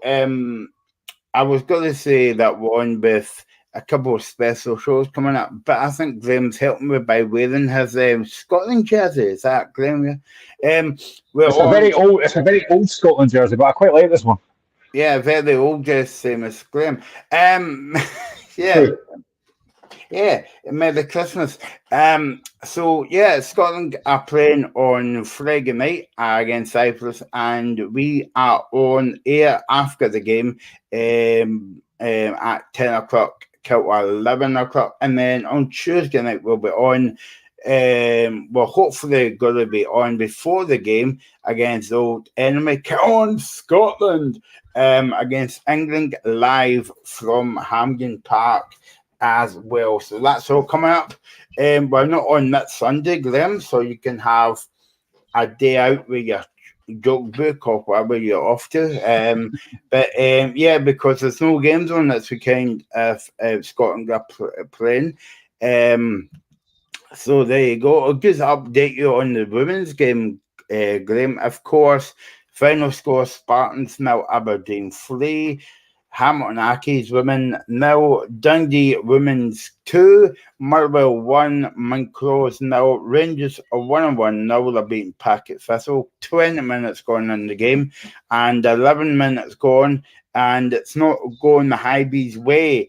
It is Hibernian 0, Celtic 1, and I take it it's still 1-0 to Motherwell. Graham, how's the game going? Hearts are pressing a lot better second half, looking a lot more lively. Shanklin's getting more involved in the game. Motherwell defending very well so far. But we're looking more of a threat now with the changes we made. Bringing Tagawa on, bringing Civic on at centre-back looks a lot better. We are looking better now, but it's still 1-0. 1-0. Okay, so we're going to speak about the last game of the weekend now. Livingston 1, St Mirren 1. Before we talk about this game, and there wasn't any highlights to really speak about the game. But we make say we hope Anglo Shinnie is okay, because that was a bad injury after 24 minutes, Graham. Yeah, I was going to say that as well. Great to see him back up on his feet. It did show you later on, and he was back on his feet, and I think he was sitting in the stands. So it was great to see, because it looked a horrible injury. So fair play. There wasn't a lot of talking points in that game yesterday. That was one of them. But yeah, great to see him back up on his feet and looking a bit better than he was before. That's why I left that game last. Because speak about Lergrim, did you see what I did? Because, it's not really saying stuff. Well, let's just put it to the back of the pile. Sorry, St Mirren and Livingston fans. I think that the biggest highlight of the game was St Mirren scores that goal in, 97 minutes? Late show by St Mirren. Well, that's the thing, because now obviously they're referees and that are adding on more time for stoppages and all that kind of stuff as well, and time wasting. You're getting longer now, and it showed. That goal came in, it was actually 90 plus 6 minutes, the same as the time that St Johnstone equalised yesterday. But yeah, it wasn't a great game, let's be honest. It was really, really poor. Chance for Hearts here. Another chance missed by Hearts again. They're over the bar. But yeah, it wasn't great, I'm not going to lie. Livingston probably could have won the game late on, but a point probably was a bit deserved, I think. You can always tell by Graham's answers to the questions that I'm giving him. The game wasn't a classic for any amount. I'm trying to pick the highlights or the lowlights out of the game, but I think good luck. Good luck with that. Yeah, and we still got half an hour the show left, so I'll try and stretch out as much as I can, but I'm afraid I can't. Livingston scored the goal in the last minute, and then St Mirren came back to score a late equaliser. Who do you think will be happy with the point, David Martindale or Stephen Robertson?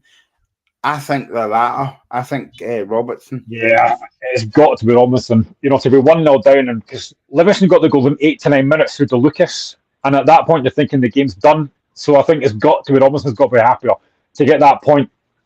They've got to be very happy with that. It really wasn't a great game. There wasn't a lot in the game. There wasn't very many chances, I'm being honest. So I was actually surprised to see 2 goals. They did come late on, but I was surprised to actually get 2 goals on that game, because it really wasn't great fare. I mean, if you were, as much as we try and talk up Scottish football, if that was on TV, you'd have switched it off, because it was horrible to watch. But yeah, I mean, I think Robinson's delighted with that. Again, it's a decent point for me. Going away to Livingston, getting that last minute goal, it's a decent point. And I think he'll be delighted the way they started the season, Robinson. They started very, very well. But yeah, it's to say it wasn't a classic is it's probably an understatement, to be honest. And do you think that be another manager, Stephen Robertson, will be happy with the start that he's made? I know it's only 3 or 4 games into the season. It's far too early. Nobody's going to win the league tonight or whatever, or competitions. But it's just giving you that extra bounce going to the Scotland games coming up. Absolutely, I think they've done a really good job, which is why I've already said that again. I think St Mirren will finish top 6. I'm impressed with them. They look a really good side. They look a really good unit. I thought they maybe might extend a bit more in terms of the front line, but they look a really good side. And fair play to them, because, as I said, to lose that goal late on yesterday, but still come back and get a point, fair play to St Mirren. But yeah, I think they'll be delighted with the start they've had this season so far. And again, I think they'll get better after the break. I think this break again, I think it gives the teams a chance to recharge, re-energise and get back to it after this break. So it maybe comes at a good time for St Mirren as well. But yeah, they started really well. Really, really well. And, our pal Azalino that watches this show as well, he couldn't join us today, but he'll be delighted with that. To get a point out of that game yesterday, he'll be more than happy with that. Who do you think the international break is doing better for in terms of the teams in Europe? I'm talking about, obviously, the teams in Europe, Rangers, Aberdeen, Hearts and Hibs. Or do you think they would rather kick on and play games? I think they probably rather kick on and play games, to be honest. But I think for me, there's a red card at Tynecastle. Paul McGinn from Motherwell's been sent off. I think it's a straight red. So he's on the left-hand side. He's tackling the boys. Boyce wins the ball back off him really well. I'm not sure there's a lot in that, to be honest. I think he's given a straight red. I think that's very harsh. I'm not convinced that's the red card, to be honest. But Motherwell down to 10 men. Hearts have now a great chance with a man advantage to get back in this game. It looks very harsh from what I've seen. There's a second yellow. I thought it was a straight red there. But yeah, I mean, he is tangling. I suppose if it's a second yellow, it's a yellow card because he was tangling. I thought it was a straight red there. But tangling the ball back off him and he brings him. So second yellow is a second yellow card. But what a chance for Hearts now. 20 minutes to go. There'll be a few minutes of stoppage time as well. What a chance for Hearts to get back in this game now. But it's still 1-0 to Motherwell. And I'm just checking in on the other game, Graham, today. Aberdeen against Hibs, and I don't think there's a lot happening in the game. Still Hibs nil, Aberdeen nil. It's very tight in terms of the possession. Aberdeen has 55 to Hibs is 45%. Shots on target 9 to 11 to Hibs. So it's still 0-0 in that game, and yeah, you were saying Paul McGinn gets sent off for Motherwell, Graham. Yeah, so it was. I didn't realise that McGinn had been booked already, but he was booked earlier on, and it's a definite yellow card. He brings. Boyce has got the better of him. Boyce is going away from him with a chance to get the ball in the box, and McGinn just hauls him down. So it was a second yellow card. And again, Hearts here, what a chance they've got again. Really good play again by Lawrence Shank because he's come alive in the second half. Bursting at the box, he needs to get shot off early, but he delays and he delays. Muller will make the challenge. Devlin goes in, and no surprise, Cammy Devlin gets a yellow card because it's Cammy Devlin. But yeah, 20 minutes to go now. Still 1-0 to Motherwell, but Hearts have looked better second half. We have pressed a lot higher up the park. We've looked to get Motherwell's faces a bit more. We're not, for me, creating enough chances, though. As Hearts are going to make another change here, Kenny Vargas is coming on, who I've been impressed with so far. But yeah, 20 minutes to go so far. Probably plushed about maybe 4 or 5 minutes stoppage time. But it is still 1-0 to Motherwell. Motherwell, second half, haven't really created a lot, but they don't need to. They're 1-0 up. They can go out with defenders. Hearts have got to do something to change this game. But yeah, I'm just watching this again. Shanklin's got a release earlier there, but it's a good chance from Mugabe. And then Cammy Devlin goes in really late and gets a yellow card. But it's still 1-0 to Motherwell. But Hearts have looked a bit better second half. And it's Cammy Devlin that actually goes off at the moment to be replaced by Kenny Vargas. Do you think Motherwell will park, as I say, Reagan says, Michael says park 10 buses behind the ball, but do you think Motherwell will do that? But also on the other side of the fence, Hearts has got a good opportunity now, Graham. Yeah, this is Hearts have got to take advantage now. You know, they're down to 10 men. We've got still time to get back in this, but we've got to do a bit more with the ball. You know, there's been a couple of times in the second half, especially where Shanklin's had a chance to shoot and he's delayed it. You've got to be taking that shot quicker. But Hearts are getting the ball wider now. Kenny Vargas has come on to add that extra spark up front.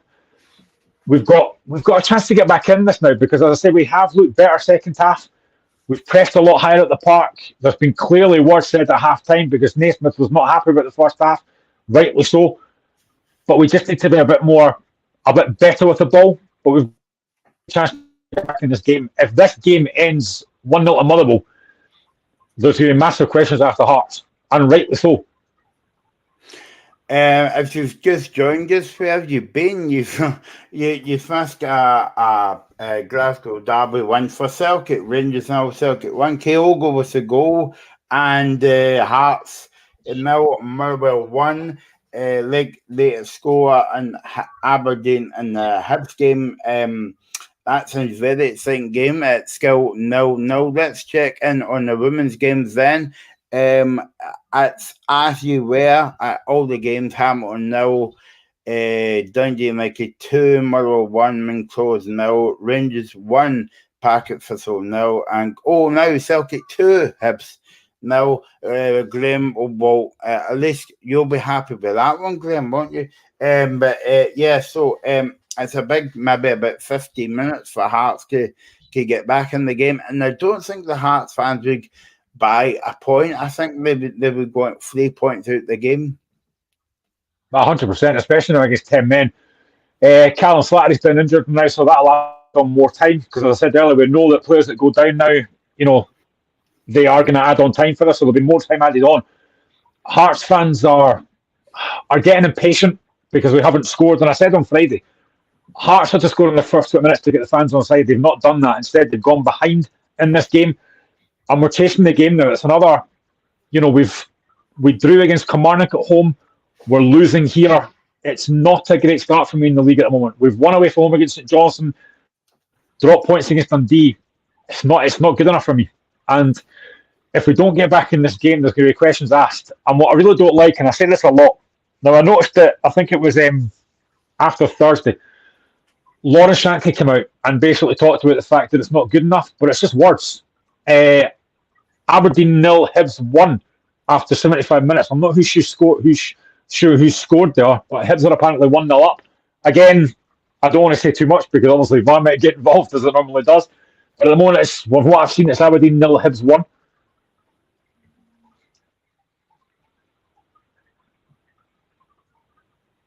Yeah, no, I'm just definitely can't think the goal scorer for you there. And 74 minutes ago, actually. But it will give Hibs a bit of a boost if this keeps up 1-0. I'm still trying to think out the goal scorer for you. Yeah, but I mean, going back to the Hearts situation, Graham. It's Adam Lafondra. Adam Lafondra's got the goal for Hibs. Yep. Gordon says plenty of time for Hearts to turn this around, but scrappy around the goal so far, Graham. Yeah, it's 100% right. We have been very scrappy. We've not offered enough going forward for me again. As I say, we have looked better second half of the changes that we've made. And we are pushing Motherwell back. They are basically now just camped in their own half, as you would when you've only got 10 men. But Hearts need to use it better. We need to get the ball wider, move the ball a bit quicker. We've got a lot of possession, but we're just not doing enough with it at the moment. I'm not going to say the goal's coming because I don't know if it is. But yeah, we have been very scrappy. We've not tested Motherwell goalkeeper enough. But there's still time. There's still time to turn this round. But here's a chance now for Hearts. Cochrane in the box, pulls it back, and it's defended. To be fair, Motherwell defending very well. Really impressed with the defenders so far. They put Boris in the line here. It's a great block. Really good play from Hearts. Great ball from Cochrane along the back line. But it's great defender from Motherwell by Dan Casey, who's been very impressive so far. And I know if they get half time, Graham, that there'll be boos going. Hopefully, there'll be kind of cheers when Hearts win the game. I've got to say that I'm on the Graham today, but obviously there'll be boos at Aberdeen as well if this keeps up, because this is quite a surprising score, Graham. 1-0 with Hibs. Yeah, and I think most people would have thought Aberdeen would get 3 points from this game. They've had a really good start to the season so far. I thought they were really good against Celtic. Even the other day, I know they got knocked out of the Europa League, but I thought they looked decent on Thursday night. They had plenty of chances, we couldn't take them. So I thought, going up against a team that's managerless and a Hibs team that's not got a point yet, I thought that was going to be a given for Aberdeen. So the fact that they're getting beat is a massive disappointment for them. Again, like this game, there's plenty of time to go yet, but that would be a massive, massive kick in the teeth for Aberdeen. But what a result that would be for David Gray. I don't think he'll get the job full time at all. But what 3 points that would be for him if they can hold these 3 points or even build on that and get a second goal. That would be a huge 3 points. But if you're an Aberdeen fan, it's got to be worrying at the moment that again at home against the Hibs side that are a bit in disarray, that they're not winning this game. Am I right in saying, Graham, that David Gray was in charge of Hibs before, or was that when Lee Johnson was in hospital for that operation? Yeah, he was. I mean, Yeah, I don't think you listen. I think again, if you're David Gray, you probably do want the job, but I don't think you'll get it. I think they'll look for more experience. But I mean, if this is an audition, it's a good audition. 1-0 against Aberdeen away from home. It's a great audition. yeah, yeah.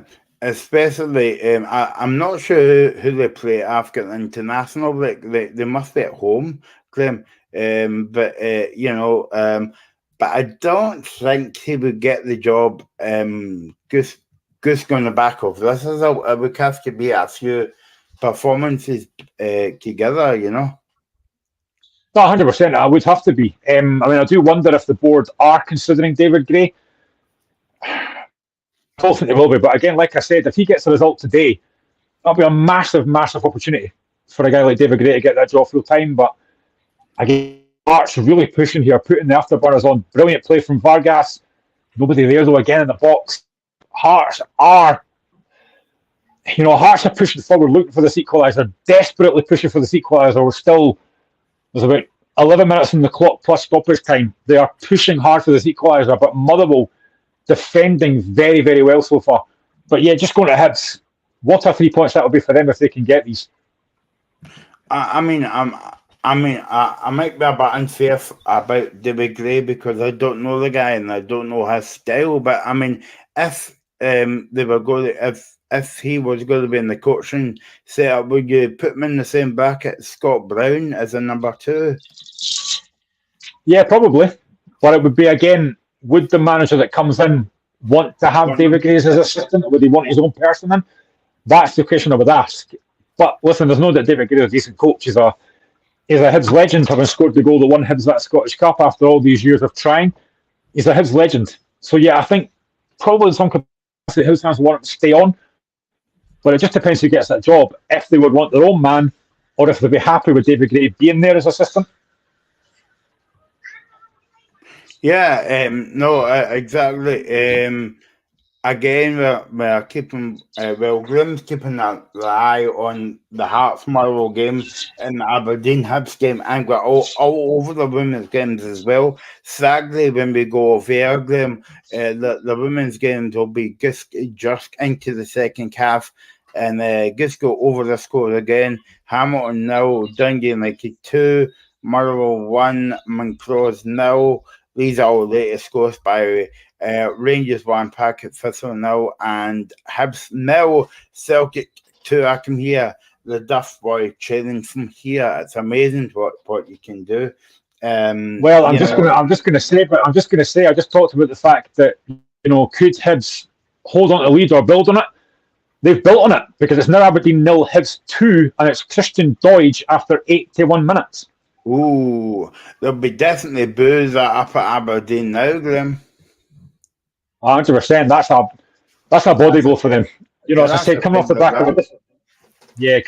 of a disappointing result on Thursday, although they had the Conference League to go in anyway. But to lose that game at home, a team that are, as I say, no manager, that's a huge blow for Barry Robson. They'll be, and I wonder what our colleague Davis thinking of this as well. He'll be gutted about this.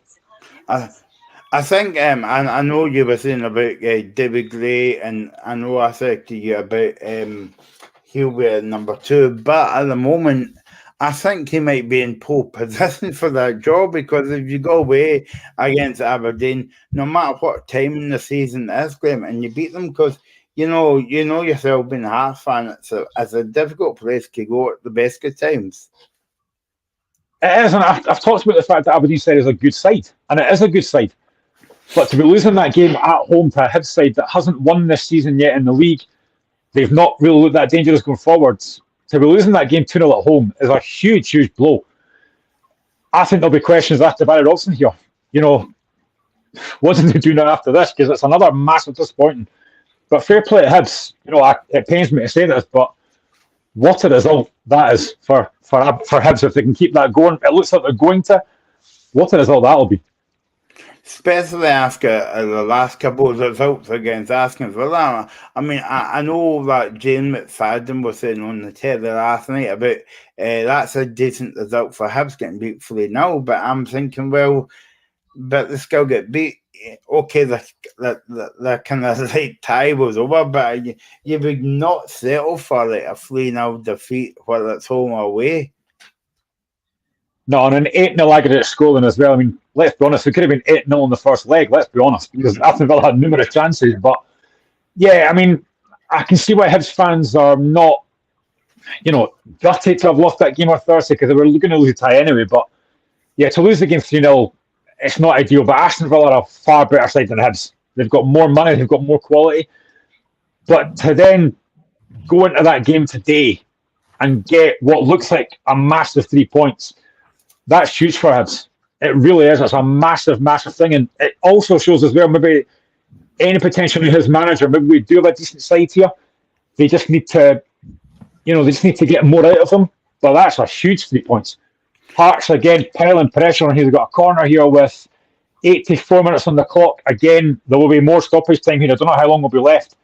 Hearts piling forward, trying to get this equaliser. Motherwell, again, as I said, defending very, very well. But it's all Hearts just now. The goal doesn't feel like it's coming. Chance here for Shankland.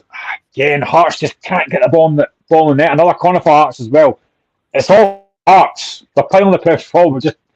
They just can't get this goal. And I think as well, going back to the Aberdeen game for a minute, Graham, but I think, obviously we can't see the game, but I think like if Aberdeen maybe get a point out of the game, will be highly unlikely there. I think there'll be a couple of unhappy Dandy Dons fans. Oh, there will be. We've got folk in our group chat that are Aberdeen fans, and they are, I don't think they are overly keen on Barry Robson. He's done a decent job, but there'll be questions asked about this, I think, if they lose this. And it looks like they're going to as well, 2-0 down at home. There'll be a massive questions asked about Robson, and I mean, I think this Aberdeen squad is a good side, but there'll be huge questions asked now, and I wonder what our colleague Dave's thinking of this. It's a huge blow to lose this game against a Hibs side that haven't been great. So yeah, there'll be questions asked. I mean, it's okay beating Rangers last season, Graham, and okay, they put up a decent performance against Celtic a few weeks ago. They still get beat, but going back it up with like other results, and if you're getting beat against Hibs at home, that's not going to help your case one bit. What a chance for Hearts there. Boyce into the box. Comes back to Cochrane. Cochrane leaves it off to Shankland on a penalty box, and he hits it straight at the keeper, either side, and he scores. Still 1-0 to Motherwell. 86 minutes on the clock now. Time running out for Hearts to get back in this game. And as much as you mentioned earlier on, Hearts fans wouldn't accept a point. I would take it now. I genuinely would. But again, clearing his 10 and we've not done enough with the ball. It's another massive letdown. And again, there's going to be massive questions after McAvoy and Naismith after this. And I understand it. I think it is still too early for me. But I understand why questions will be asked. For me, it's not the right appointment. I said it weeks ago, and I'll keep saying that. But if we lose this game, and it looks like we're going to, there'll be huge questions asked. And I can't believe that we've not mentioned this me once, Stuart Kettlewell, but if we get 3 points today, under the circumstances that you were saying, like down to 10 men, defending for their lives, he'll take that all day long, because Tynecastle's a difficult place to go to at the best of times. Yeah, I mean, it's not looking overly difficult just now for teams to come to Tynecastle, but yeah, Kettlewell's done a great job. There was obviously questions asked after the sacking of Stevie Hamill. Would Stuart Kettlewell do a decent job? And you kind of mentioned it to Stephen on Friday. If he'd come in earlier, could they have finished top 6? I think they could have done. And right now, there's every chance they could finish top 6. They look a very good side. They know what their jobs are. They've got a game plan. I mentioned the fact they're defending really well so far, and they are. They've been excellent defensively. I can't fault them defensively so far. But yeah, he's done a fantastic job. He really has. And if they get 3 points here, and it's looking like they're going to, what a fantastic start to the season they've had. They got that last-minute win last week. against Kilmarnock. They're picking up 3 points here. Massive, absolutely massive. Hearts making a change with 2 minutes to go, bringing on Alan Forrest for Peter Haring. I don't see the point in that at all. Ridiculous decision to bring Alan Forrest on. He's not good enough for Hearts. I'm not going to lie.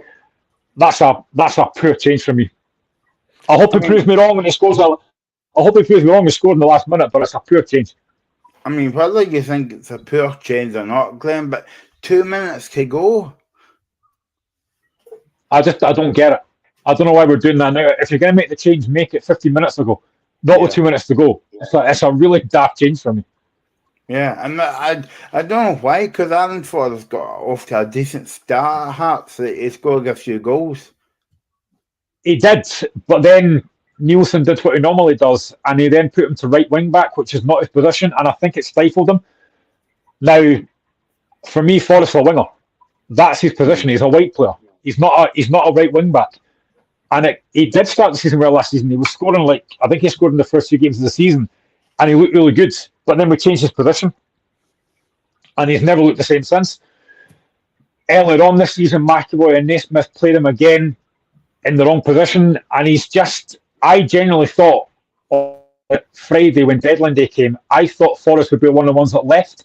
He's not, and he's fighting for his place now, but I just don't see where he's going to play. If he was going to leave, where do you think Livingston would take him back on loan? Probably. Because it was. And I think as well. Yeah, he'd been working with a manager he knows, a manager that gets the best out of him. I think if David Martindale had the chance to take him back, he probably would. He's a real threat. I mean, I was when Forrest played for Livingston, I was impressed with him, and I think a lot of Hearts fans were. And when we signed him, I was quite happy with that. But it's just not quite worked out for me. But I think it's where he's been playing. Free kick to Hearts here, about 25 yards out. We are now in the 90th minute. Oof. This is probably one of Hearts' last chances to get back in this game. We don't have Stephen Kingsley, unfortunately. I think it'll be Alec Cochrane, and the board is going up for stoppage time. 7 minutes added on at Tynecastle. This could be Hearts' best chance to get back in this game. Alec Cochrane's taking the free kick. I think it's about 25 yards out, I would say, on the left-hand side, so it sits the left footer, which is Alec Cochrane. This is a chance for Hearts here. I think he's surely going to take the shot here from 25 yards out. So Cochrane will step up and take the free kick. Up he comes, into the wall. Sums Hearts up. Just no final ball. No decent delivery. 7 minutes to go still. Hearts pressing for this equaliser, but Motherwell again. Another man down here from Motherwell in the box. I think that's hit him full in the face, to be honest. It's a great block, but it's a pure free kick from Hearts. And I tell you what, Motherwell players are out on their feet. And I'm not surprised. They've worked so hard defensively. And if they do get the 3 points here, they deserve it. You know, I'm not going to be biased. I'm not going to say they don't deserve it, because they do. They've defended brilliantly here. Is that a case of the Vaggy 7 minutes on, but they could have to play all day and not put the ball back in the pokey? It's the same with Rangers, as I said earlier on. They could play till tomorrow and not look at scoring. It's the same here. Hearts now just knocking long balls up. Frankie Kent's gone up front. He's taken a wild swipe at the ball well over the bar. Motherwell defending so well, and if they get a clean sheet, which is looking likely, then they thoroughly deserve it. But there's going to be huge questions after Hearts here. And again, like I say, I'm not going to say that Naismith and McAvoy need to get sacked, because it's far too early in the season. But there's got to be questions asked here. There has to be questions asked. If we can't beat or even get a point against a team that's had 10 men for the last 25 minutes, that's poor. Who's Hearts' first game after the international break, Graham? They'll be away from home. No, we're at Tynecastle, and it's Hearts against Aberdeen. Oh, right, okay. Oh, that'll be an interesting game, that one, because two teams had results. And it's on the Saturday as well. It's not even on TV. That game for me should have been on TV, although maybe I'm glad it's not, if this finished the way it is. But yeah, that's a huge game. You know, Aberdeen off the back of a 2-0 defeat today. Hearts on the back of a 1-0 defeat so far. We're still about 5 minutes of stoppage time left.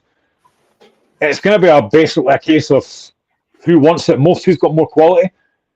Hearts pushing forward again, ball at the box, and again it's wayward. I tell you what, I'm looking at the pictures now, and Lawrence Shankland, I mentioned earlier, looks very frustrated. He looks really frustrated for me. Now, there's still, I don't think this will happen, touch wood. There's still about 4 or 5 days left of the Saudi transfer window. I don't think he'll leave, but he does look very frustrated at the moment. I know by watching that Aberdeen Hibs game, Hearts, Motherwell game as well, but only a few minutes left, Graham. Let's turn our attention to maybe very quickly the Scotland-Cyprus game next Friday night. It's going to be, I don't know about you, but I don't like football on the Friday night because you've got nothing to do at the weekend. I'll probably end up going to the bingo or something at the weekend. By the way, I'm only kidding on just in case Graham thinks I'm being serious. But yeah, what do you think of this game, Graham?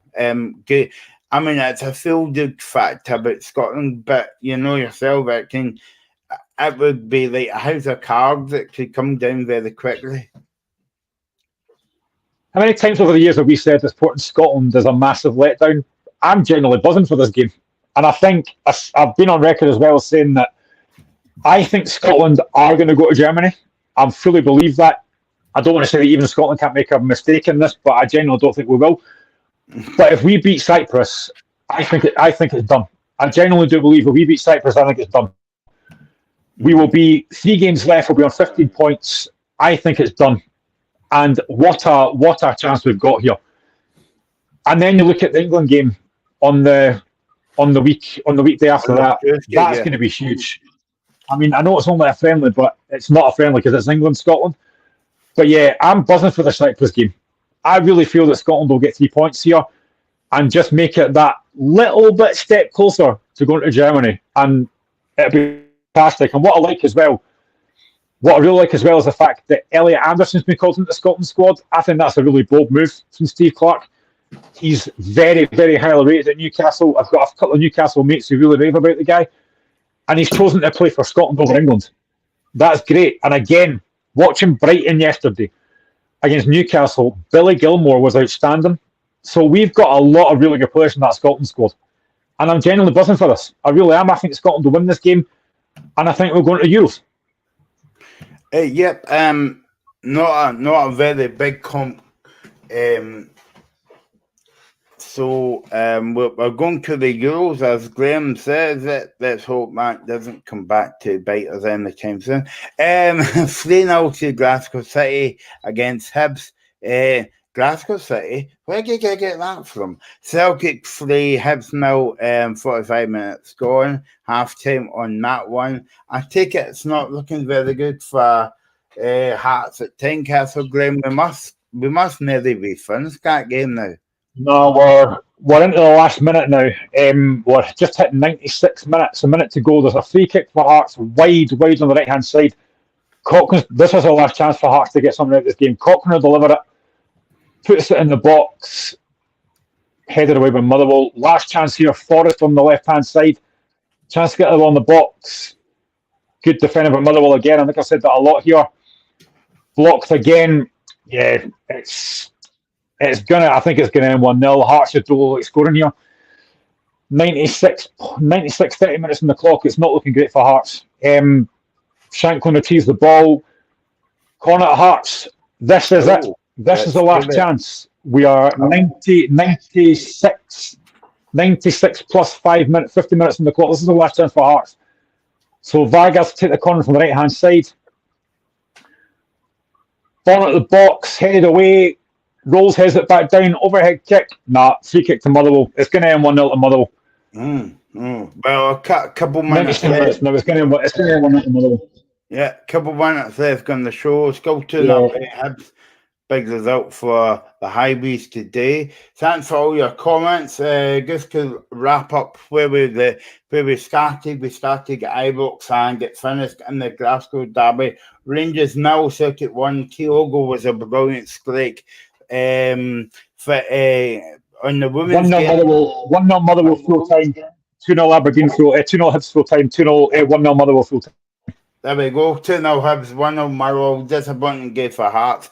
Final scores in the women's Lakey score in the women's games: Hamilton 0, Dundee United 3, Motherwell 1, Mincros 0, Rangers 1, Packet Thistle 0, and for half time, Hibs has scored, Hibs 1, Celtic 3. So thanks for all your comments today. It's been a busy show as always. Thanks to Graham. We'll be back on Friday to say, come on, Scotland, yes. Thanks for all your comments, and we'll do it again on Friday.